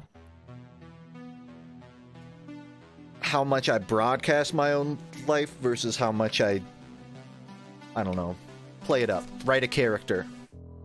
Write the movement shooting Weezer Bomblo. Good day, Mr. DeGroot. What the bloody hell is this? A routine interview, Mr. DeGroot. Let me begin. Why did you become a mercenary? I was in... I think demo might be my worst accent, but... I was in debt. Do you want to go into detail about this debt? Hold on. Demo man takes skill. Demo man takes skill. Demo man takes skill. Me parents died and left me. Demo man takes skill. Me parents died and left me with nothing. I had nowhere left. Demo man takes skill. I had nowhere to go. Apparently you didn't even manage to finish your education.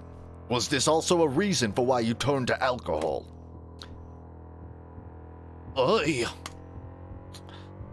I do not judge, Mr. DeGroot.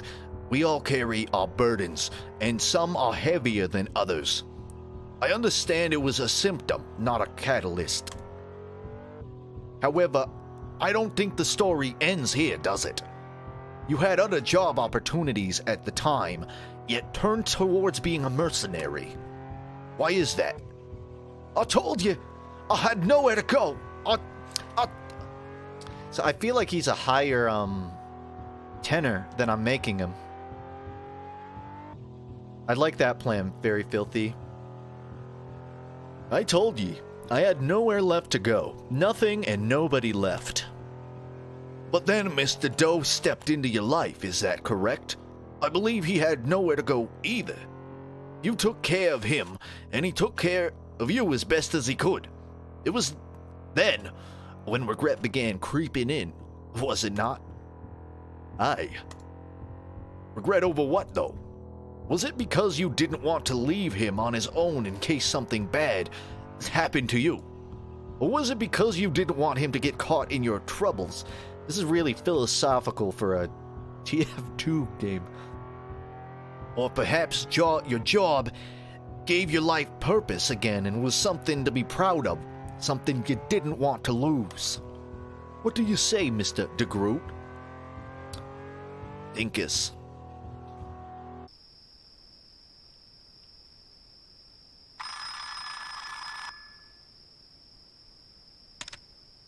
Past is in the past. Why bother? Regret, guilt, anger, sadness, they make no difference now. What's done is done. The only one that hasn't moved on is you.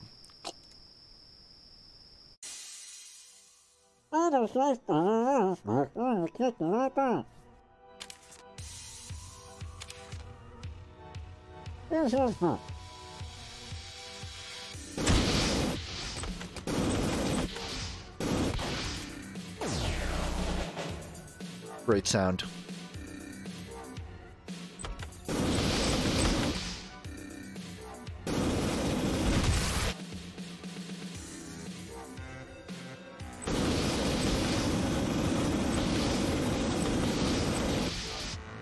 Oh, I keep hitting R.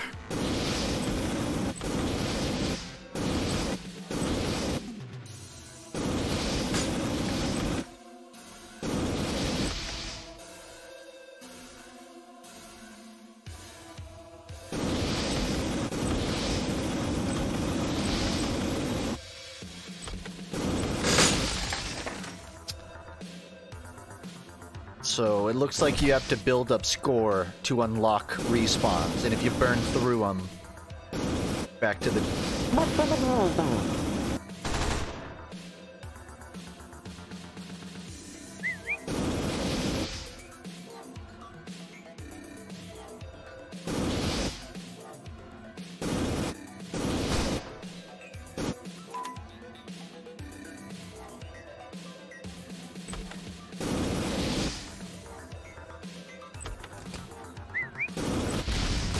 Oops.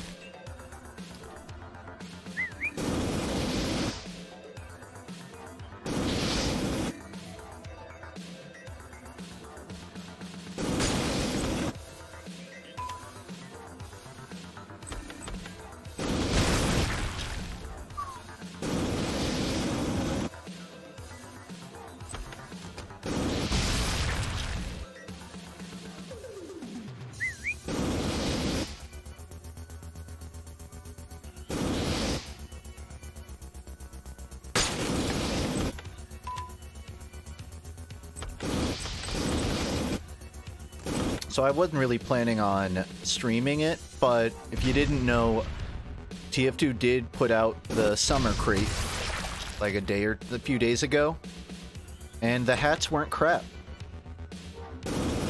They didn't do the thing where they just added 4 variations of an existing hat. There's actually a couple of decent grabs. And like 30 unusual effects.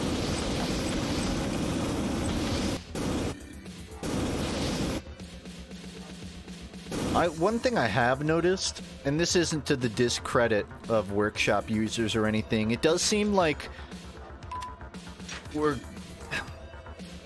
it's getting harder and harder to create items that kind of fill a new niche in a class's cosmetic choices, you know? You're like, early on you get the fireman pyro, or milkman scout or something that kind of fit their character, but now we're getting a lot more kind of generic hats, beanies, and goggles and stuff. I don't mind it. They're still good hats. Well produced. But it's pretty rare you get the thing where it's like, oh my god, that is so perfect for that character. I don't think it's because of a lack of creativity. Or even like options. I don't think everything's been done. I think it's probably just a limitation in the body groups. The way TF2 characters work is you can get rid of certain body groups, mostly like grenades and helmets and stuff. But TF2 fatal memory error out of memory.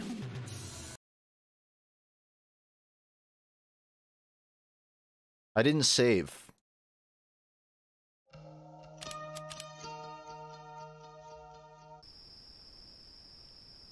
The game auto-saves, so I think I'm alright. What I was saying is, TF2 has a limited amount of body groups, and these were made back in, like, what, 2009, when hats were first added. They added very basic ones. Helmets, grenades, and for certain classes, they would make one, like, for example, the engineer has one for the short circuit. It gets rid of his arm. But because they never added more body groups, like for example the entire torso or something, item creators are really limited in what they can make for classes. They have to model over the existing model essentially, which is already a fucking minefield in itself. And the crazy thing is, I mean, there's probably reasons why, but if they made body groups for the shoes and the heads and whatever else, maybe not the heads, but like the arms, pants, and all that, people could make even better cosmetics. They could probably make cosmetics that they couldn't before, just because it's not possible to model it over the existing model. I don't think they ever gave a reason why they don't do that. I would guess it's for, like, optimization. It probably would just make the game run worse if you add more body groups. It's a guess, because you gotta spawn 24 of these characters every server. I get why they don't do it. It's just interesting that TF2 has a physical limitation to their cosmetics.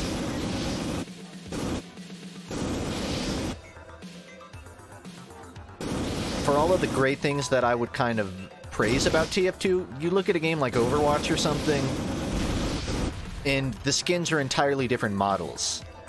They're not as interesting for a lot of reasons, but they get way more freedom with what they make. So, you know, if I could rub a genie bottle and make one wish for the game, I'd honestly probably wish for more body groups. I think it would empower creators, because God knows, like, Valve's not gonna... If I wish for anything else, like, Valve's not gonna last, but I know with more body groups, the community would always use that. So, fun fact about TF2 items, if you didn't know.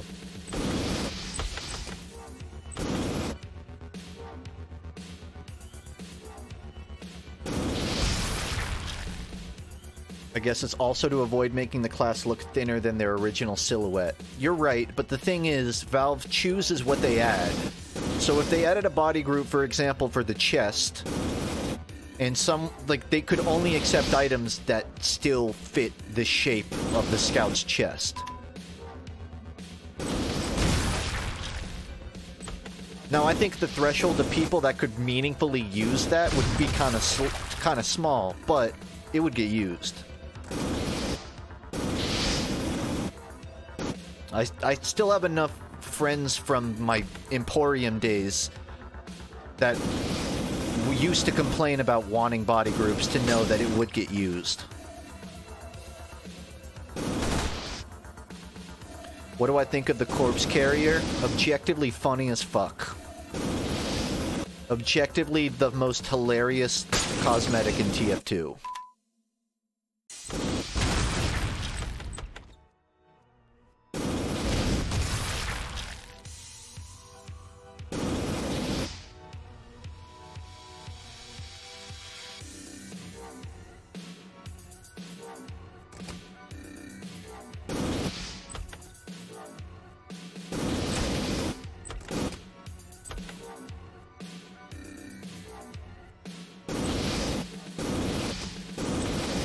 Door camping.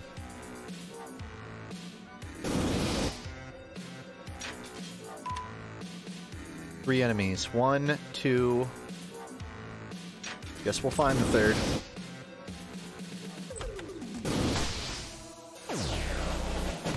I found the third.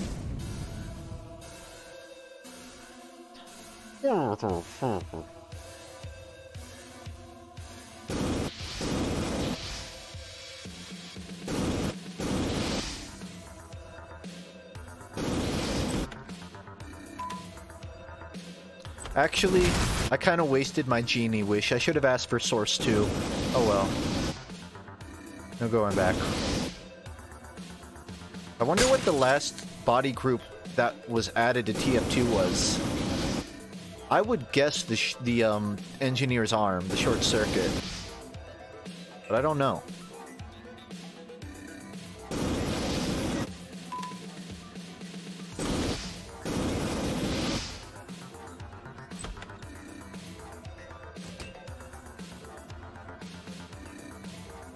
TF2 will realistically never update to Source 2 as decades of custom content will be uncompatible with the engine.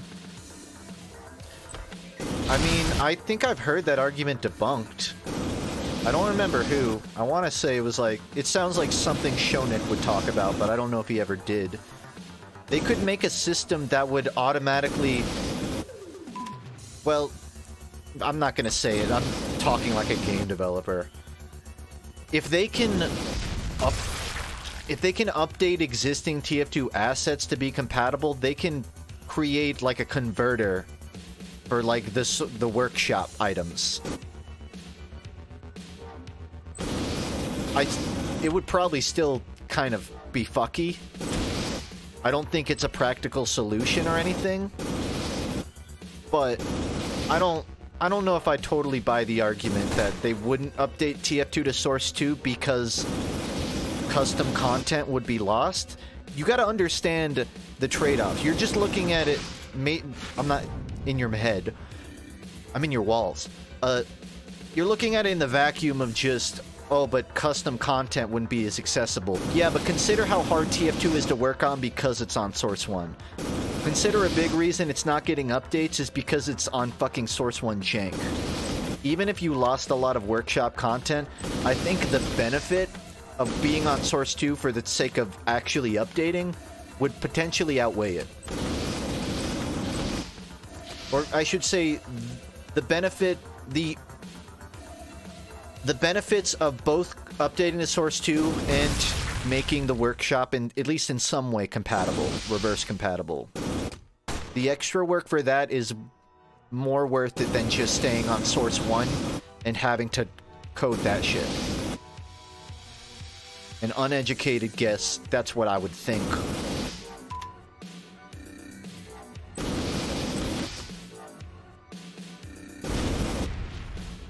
There is a body group for the demo's leg, yeah. I have watched Breaking Bad and Better Call Saul. Nintendo Gamer 57. I'm actually on Season 6 of Better Call Saul. It's... I just recently watched an edit of... I won't spoil anything. Jimmy is in court. Saul is in court for something. And someone edited Phoenix Wright music over the court case. And it works perfectly.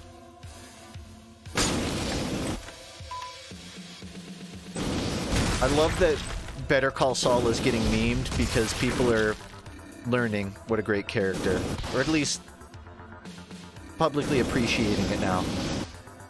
Better Call Saul really is just a Phoenix Wright character in a really serious setting.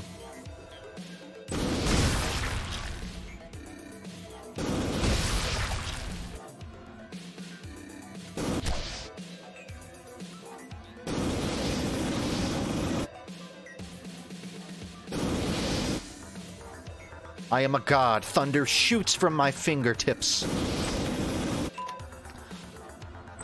I almost want to rewatch Breaking Bad once I finish Better Call Saul, because I can't decide which one I like more. I would probably still say Breaking Bad, but it would feel wrong to say Better Call Saul isn't as good. You know what I mean?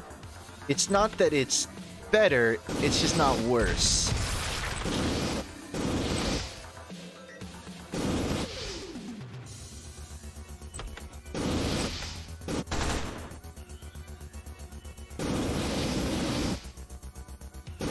There's also been so many points in Better Call Saul where I think something's gonna happen. I'm like, oh yeah, this person's definitely going to, like, not be in future episodes, but it plays out really well.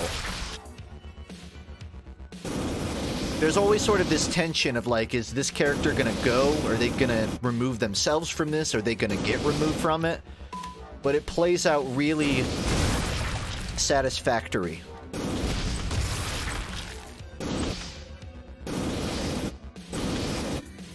I especially like it because even the things I got spoiled on, I didn't get spoiled. Like, it's not forecasted when it happens. So even if I know something's gonna happen, it still kind of catches me off guard, because you only learn during the scene it happens that it happens.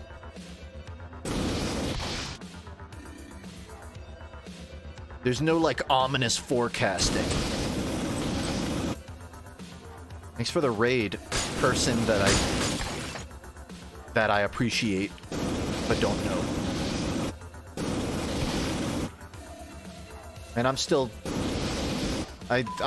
early into Season 6, so I unfortunately can't keep up with the memes until then.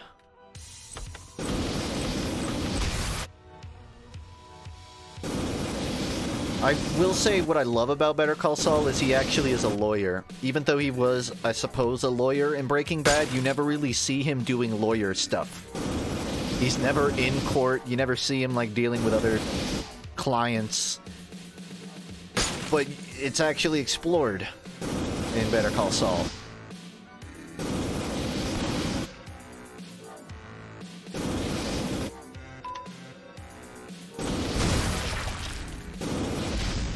I'm sorry in advance for the comparison I'm about to make, but you know how in JoJo, Araki will kind of pull shit out of his ass to end fights, but it's like really bad, like it's really awesome.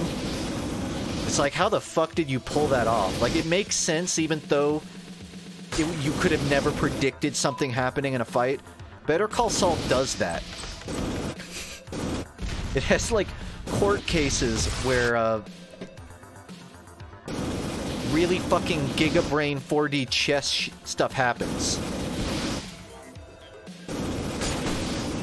I've seen one episode of Slippin' Jimmy, which is the Family Guy animated spin-off of Better Call Saul when Saul was a kid. It's not so good.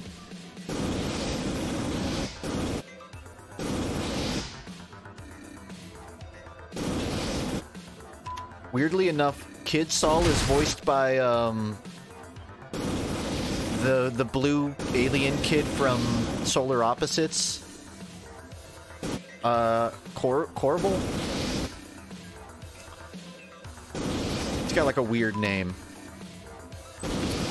That's all I can hear when I watch Slippin' Jimmy. I just think of the Solar Opposites kid. Corvo. Yeah. Again. Wait, isn't Corvo the big blue one? I can't remember.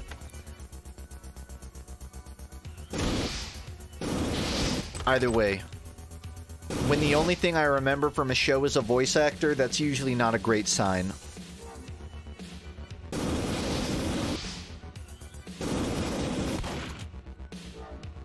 Does anyone else have the problem where you'll watch like an animated show and you can't enjoy it because you hear a voice actor you recognize but you don't know their name? And so, like, 5 minutes will pass, but you're just sitting there like, what's this? What is their fucking name?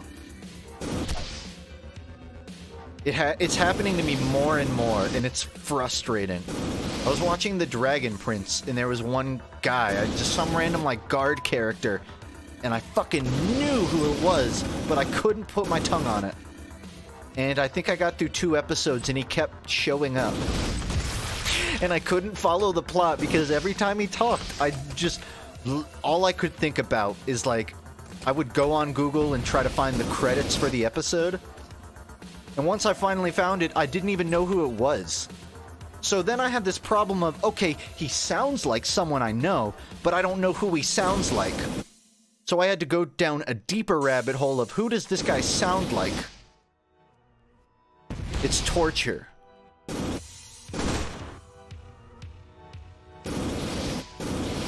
Sometimes it's easy. Sometimes you get a Vic Mignogna or something, and it's obvious immediately. Other times, it can ruin the experience. I'm glad that other people have this experience. I mean, I'm not glad that you have it, but I'm glad that other people know my pain.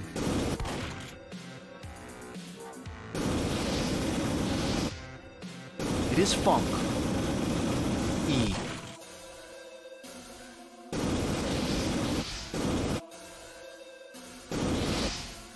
It doesn't happen too much. There are some shows where they hire the same people every time. Like anything with Funimation, Chris Sabat's gonna be in it. So I just can't miss his voice when it starts.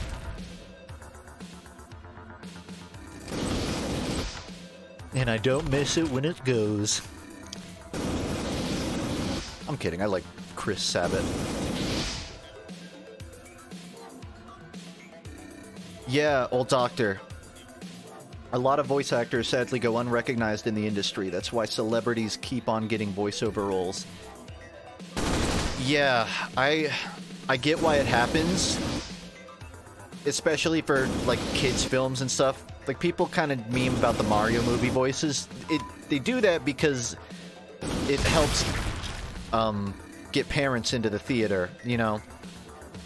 It helps market it, really. It just helps people learn about it because Chris Pratt's in something. I'm not a fan of it. I think a lot of voice actors are underrepresented, and they get overlooked just for someone with a, you know, a Ryan Reynolds type. But it's not a hard rule. Like, I like Charlie Day being Luigi. I think it's kind of fitting. I don't know why, I can't explain it, but spiritually, it fits.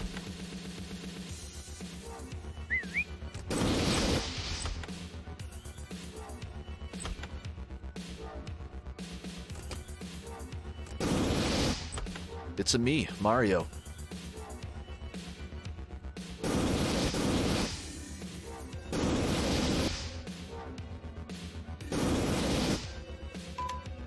It's even crazier when you see a voice actor get paid like 10 million for a movie that makes like 20 million in profit. It's like, I understand that the contracts are negotiated, but it feels wrong to me when I see a voice actor get 60% of the profits and then the animators get fuck all.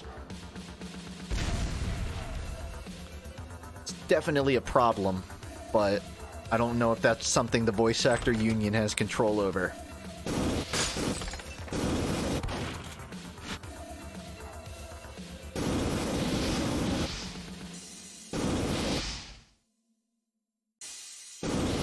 You know what more of Hollywood needs to do? They need to start hiring YouTubers to be voice actors. I think if Hunt Down the Freeman did anything for us culturally, it was setting a standard for voice acting.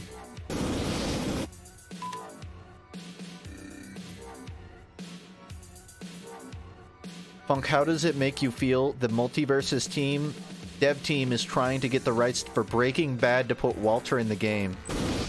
It makes me ecstatic, and it makes me hope Saul gets added as his partner. I hate that I want Saul more than Jesse Pinkman.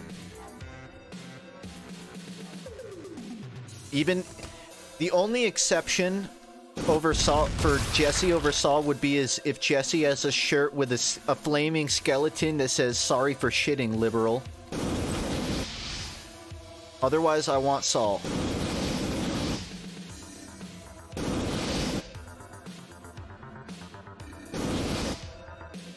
I don't have a citation on that, but I actually believe you. I believe that the Multiverses team wants that. And I want it.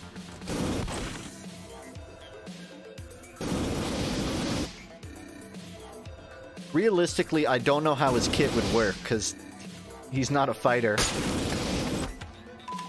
Other than that meme of him giving Steven Universe a gun, I can't think of much.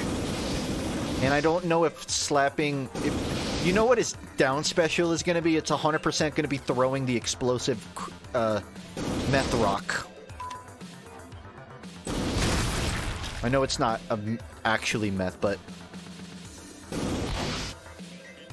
that's the one attack I can think of. He'll throw... his up special will be throwing a pizza. The more I think about this, the more it could work. Take back everything I said.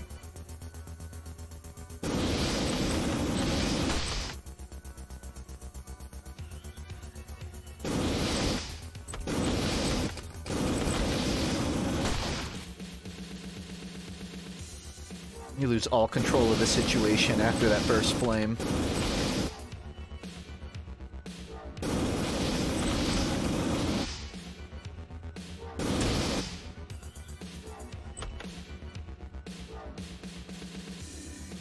Thanks, Gundak.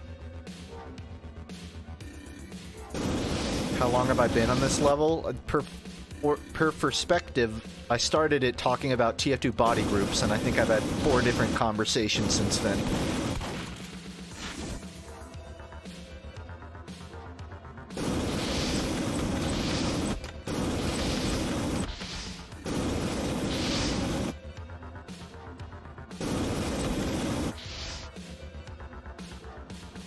I guarantee you his neutral is just going to be knocking. It'll be called I'm the One Who Knocks.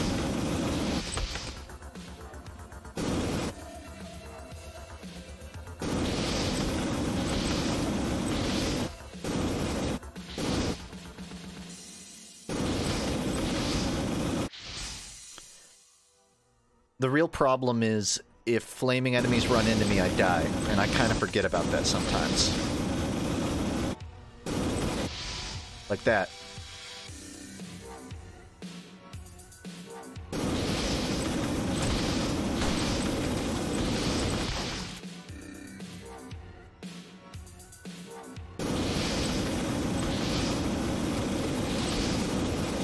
Oh, is it not?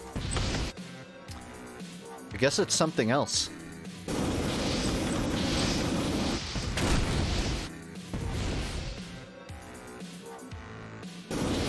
I guess it's me overheating, that's what it is. It's multiple things.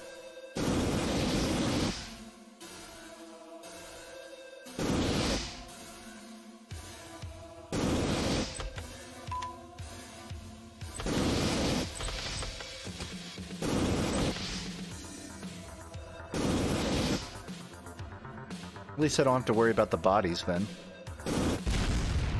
Don't take that quote out of context.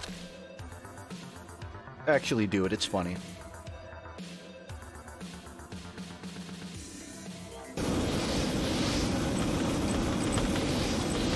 His aerial down, Walter White's aerial down will be he drops a bathtub with acid on you.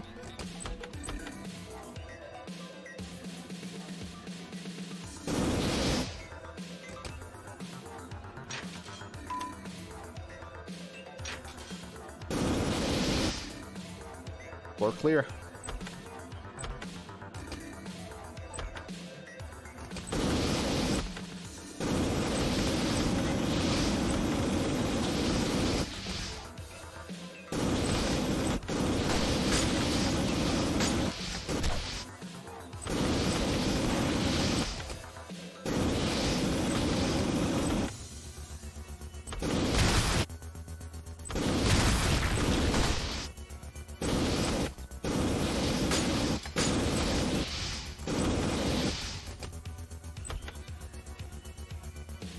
My bucket list includes visiting the statues of the Breaking Bad gentlemen in Albuquerque.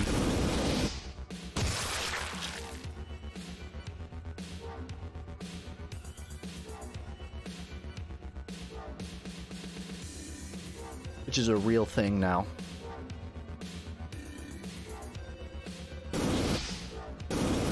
Please. There's one left. I can do this.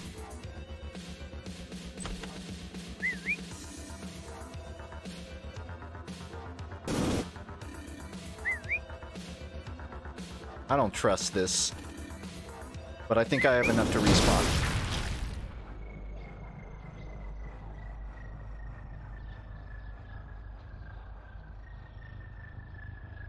It's weird they put statues of fictional drug dealers. It is, but you have to keep in mind that Vince Gilligan commissioned it. So he, essentially, the creator of Breaking Bad donated statues of the characters, and Albuquerque chose to display them. It's not that they are specifically putting up Confederate statues of Walter White on their own accord. You have to keep in mind, like, Breaking Bad probably, and Better Call Saul, probably raised the tourist visiting of Albuquerque. So, it's actually useful for them, because it's a tourist attraction. You're the one I understand the least out of all the other ones. It says here you were born in 1945, became homeless in 1952, and then a mercenary in 1962. but it mentioned you joined the war effort in 1943 as a frontline soldier. You worked briefly as a cook in New Mexico in 1948, but went to the speak of the devil, but went to the United States for the first time in 1950. Let me tell you about a case I read about. On midnight of July 4th, 1952, the home of a mother, father, and their child was burnt to a crisp. The fire started in the upstairs bedroom and made its way downstairs within minutes.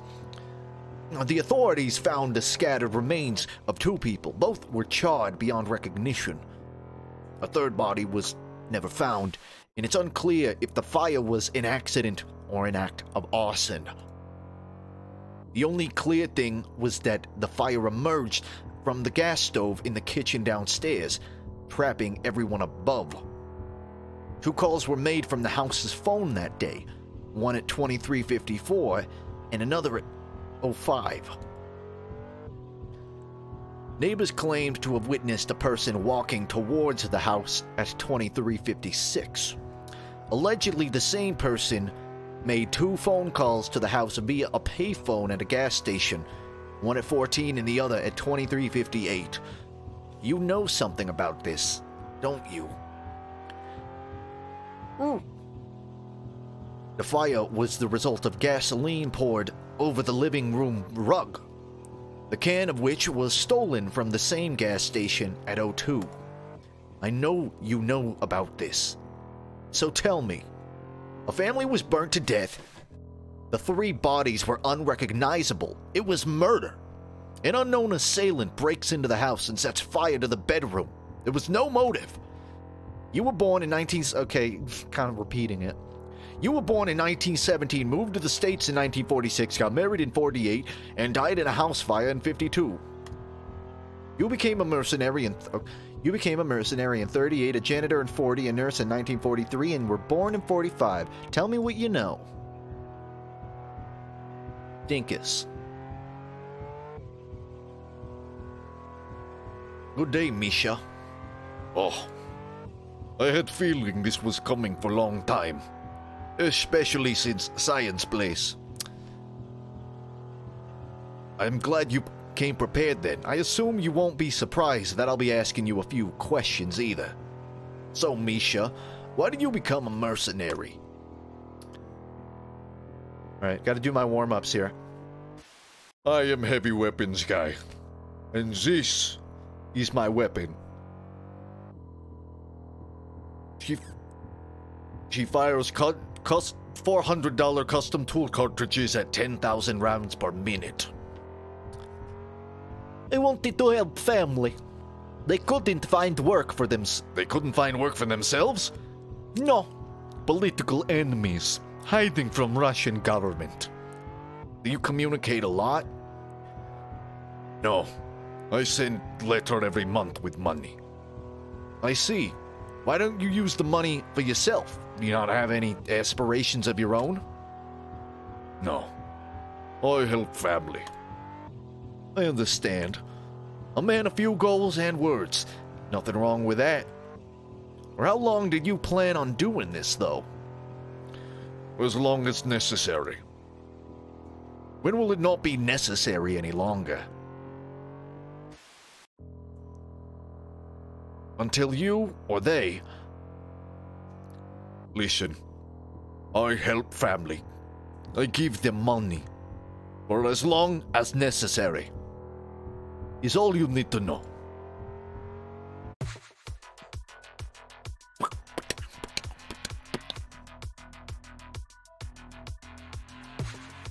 I'm pleasantly surprised by the length of this game.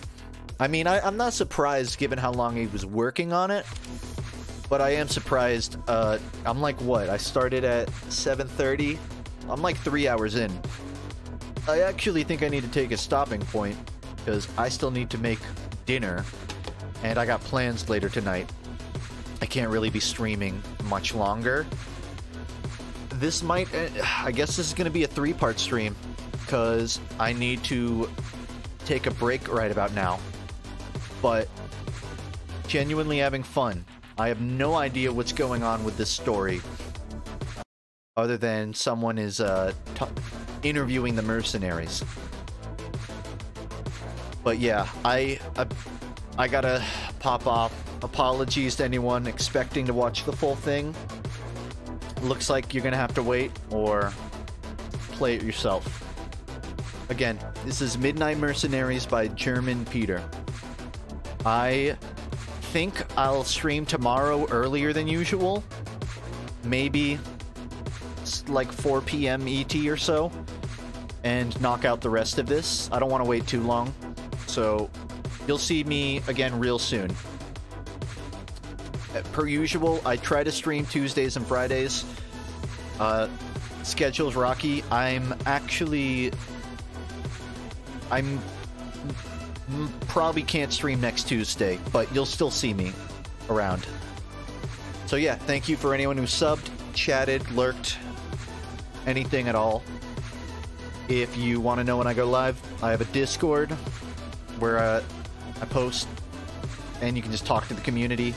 I got a Twitter when you need updates, and I have a Smile when you need someone to talk to. Smile.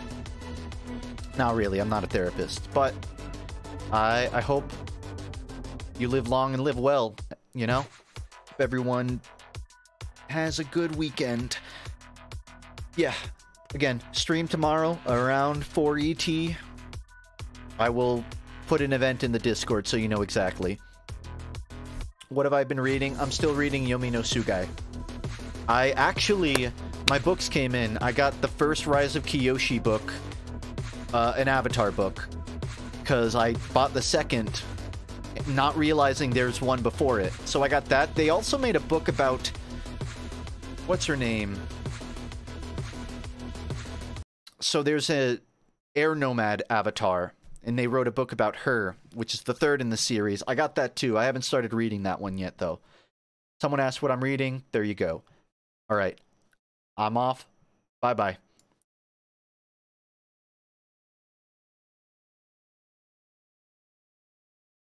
Ellipsis.